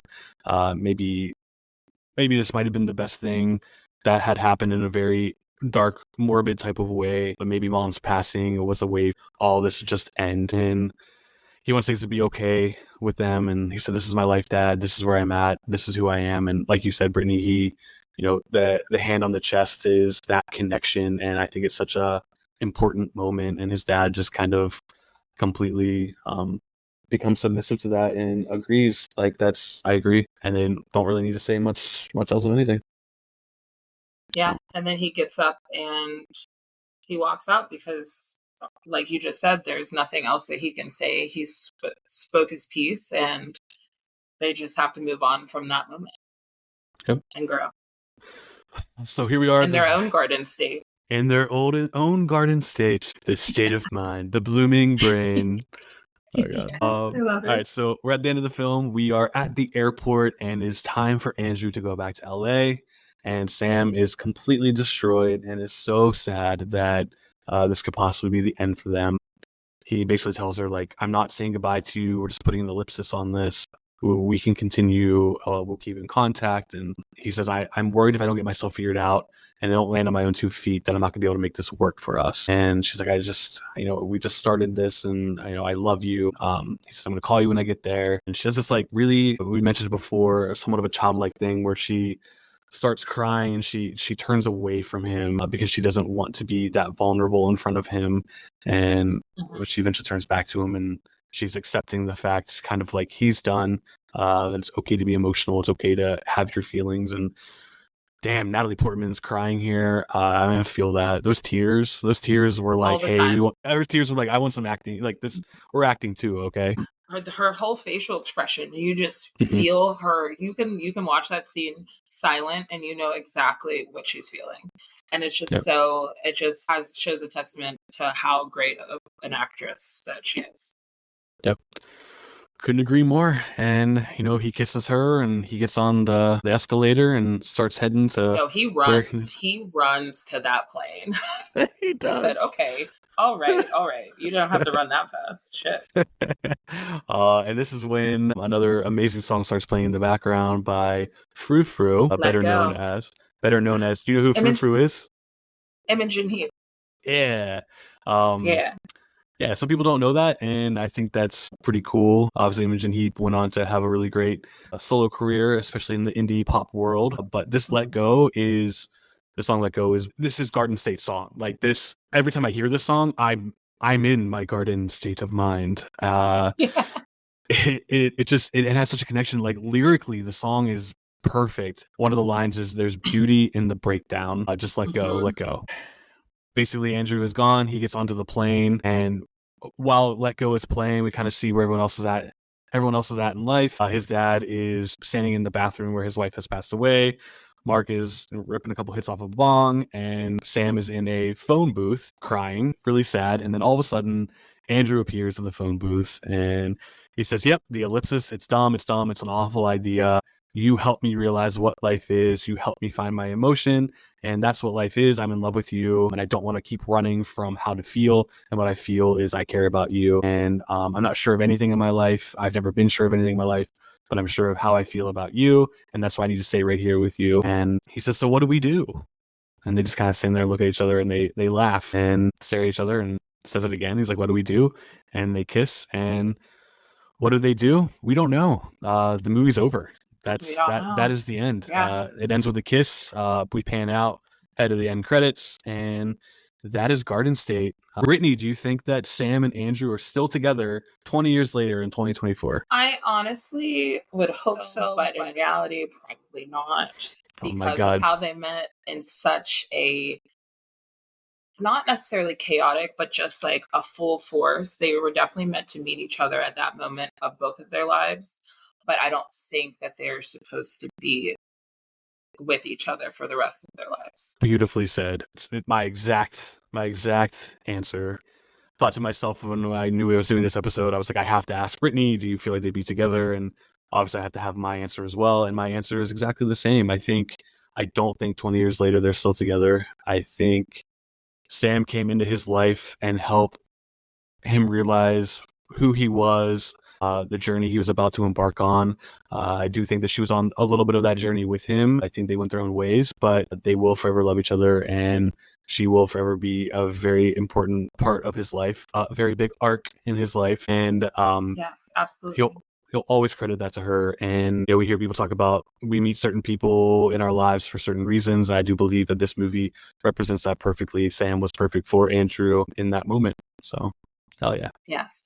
And I said extremely realistic film that I can and a lot of people can relate to because of such a moment and an act in time of your life of meeting somebody. And it's like, okay, you're here for a reason. I don't know the reason. And sometimes you don't know.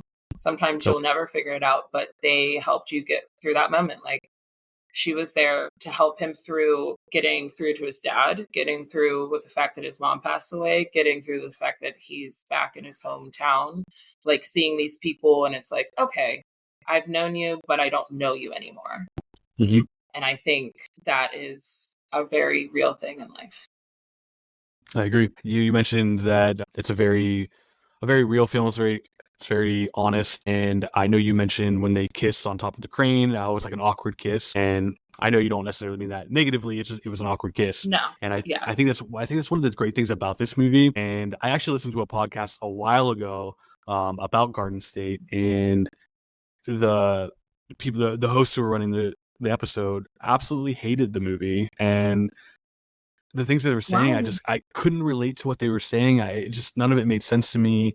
I think it went against everything that the movie actually stood for. So everything that Zach Braff was trying to say, everything that we've been saying, they were saying the complete opposite. They felt the total opposite, that it wasn't very realistic. And I don't know.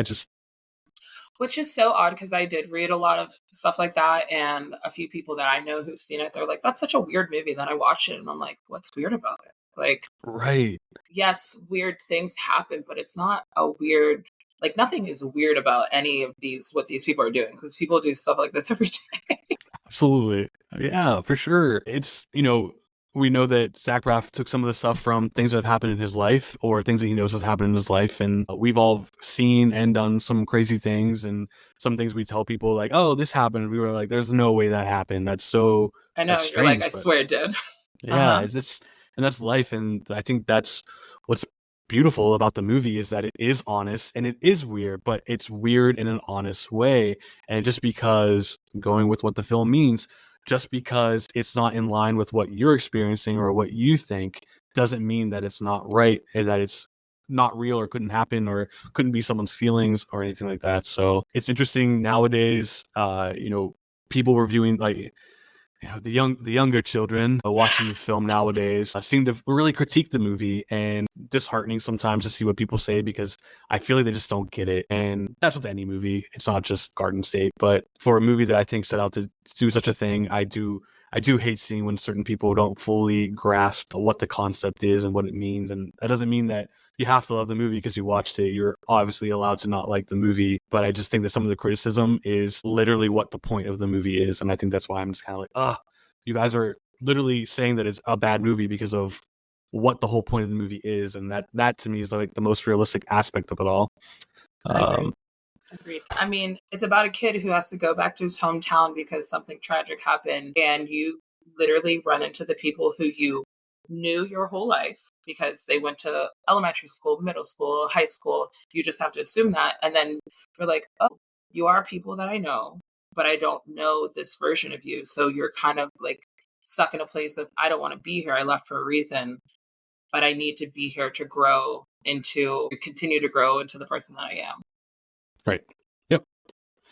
For sure. I definitely agree with that too. And I'm glad that you see it the same way I do. And I do hope that people listening to it can at least understand what we're saying, where we're coming from, regardless if you enjoy the film or not. And all that. One last thing I do want to talk about before we wrap this up fully is, how do you feel about Natalie Portman's character, Sam? The way Zach Braff wrote her, what she meant then, what she means now, and Natalie Portman's portrayal of her. Where do you stand on that? Because there's a lot of back and forth with all of that mentioned. I think how Natalie played her was very honest and real and down to earth, because I've met people who they just talk, and not as a sense to hear themselves, but to connect with other people. So with her talking as much as she was to Andrew, it made him feel comfortable enough to actually open up and say what he was feeling, and to just be, because he felt safe with her. And he even told her Mhm. that. So I know that they refer to her as a pixie, manic pixie or something like that. Manic pixie girl, dream girl, manic Yeah. pixie dream girl. Yeah. So like I understand like the manic of it all, because at first I was like, she's just everywhere. What is happening? But Mm. as you go throughout the movie, you're like, oh no, she's just that quirky, shy girl who is anxious in her own skin, but can also see somebody, like meet somebody where they're at. So I think that people maybe see her as like somebody that they can't meet because they're just not on that level Mm-hmm. of No, I'm understanding. glad you said that. So, in reading about what people say about her character and other characters that people refer to as a manic pixie dream girl. Again, I talked about manic pixie dream girl in the Eternal Sunshine of the Spotless Mind podcast, where people refer to Kate Winslet's character as the same exact thing. I didn't know the term then, but I definitely researched it, and it was created by a man who said that Kirsten Dunst's character in the movie Elizabethtown, which came out a couple of years after this movie, was a manic pixie dream girl. And what he means by that is it's a one-dimensional character that is created by a man in writing that serves no purpose and no background, but only to advance the male character's story arc and leave it at that. So essentially, the reviewer said that Kate Winslet's character, Natalie Portman's character, Zoe Deschanel in 500 Days of Summer, and a whole bunch of other people are all written one-dimensionally, they're performed one-dimensionally, and they're only there to make the male character better, and that he's tired of seeing writing like that.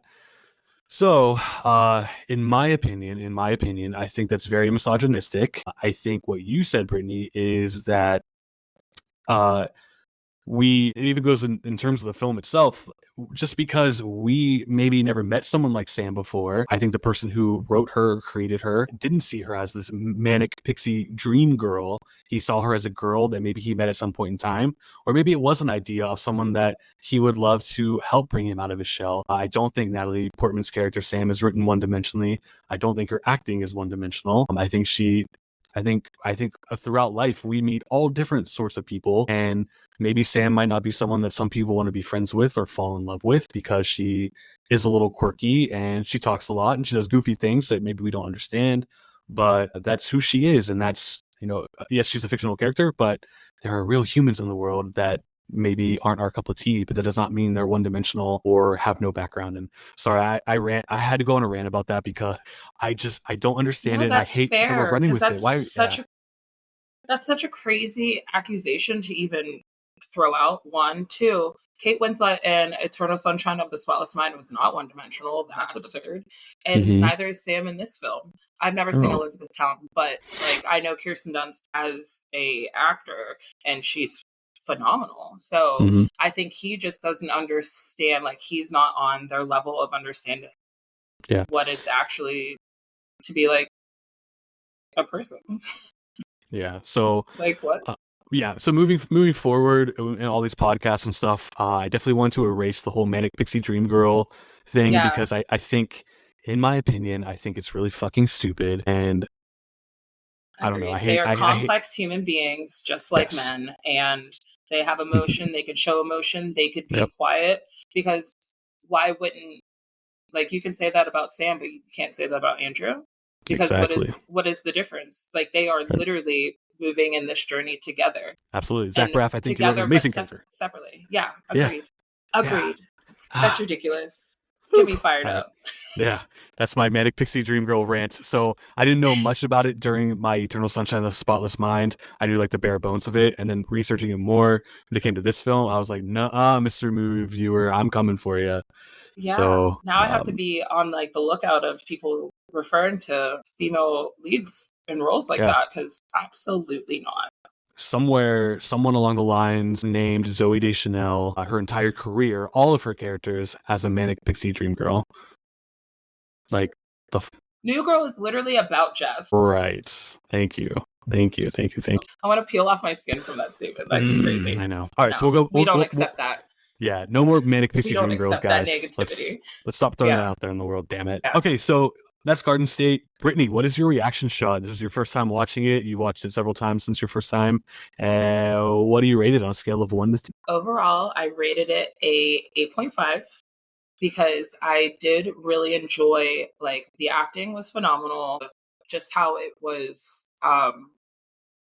just blocked, and like the scene whenever they're in the front of the fireplace was so intimate, and you could feel just the whole scene in that moment. And I would say I've deducted points because of some of the side character storylines, because I wouldn't say that they propelled the actual movie. It just kind of got us place to place. Mm-hmm. For some things, like the party scene, I absolutely love that, because like everything is going fast paced around him, and there's one moment that you can like see a tear in his eye, because you can tell like he wants to have enjoyment with his friends and these people, but he can't because he's stuck. And yeah, there's just a lot of great moments throughout the film, so I give it an 8.5. Awesome. Good observation. Yep. I give it an 8 for all the same reasons you just mentioned. I think I love that you see the film exactly how I did. I think we had a great conversation of breaking down the movie. Every time I go back to this movie, I'm taken back to when I saw it in high school at the movie theater, and my connection with it over the years, and how I just keep relating to different parts of it. Yeah. Awesome. Well, solid choice. Yeah, good. I'm glad I watched it.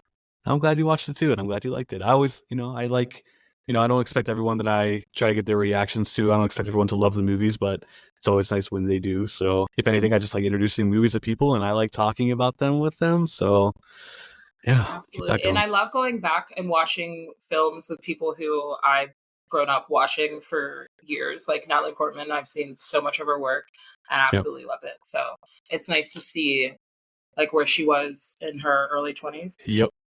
Yeah, early 20s. Yeah. Cool. Awesome. Well, Brittany, as always, I appreciate you doing this episode with me. Absolutely. It was a good time. I'm glad we really got to break that down. Much fun. Yeah. So, one thing to also take away from this podcast, everyone, if you remember anything we said, fuck the idea of the Manic Pixie Dream Girl, okay? Absolutely. And sidecars are for bitches. Sidecars are for bitches. Love it. Yeah. All right, Brittany, thanks for everything. Enjoy the rest of your day. Everybody, thanks so much for listening, and we'll see you on the next episode of The Reaction Shot. See ya. Right. See ya.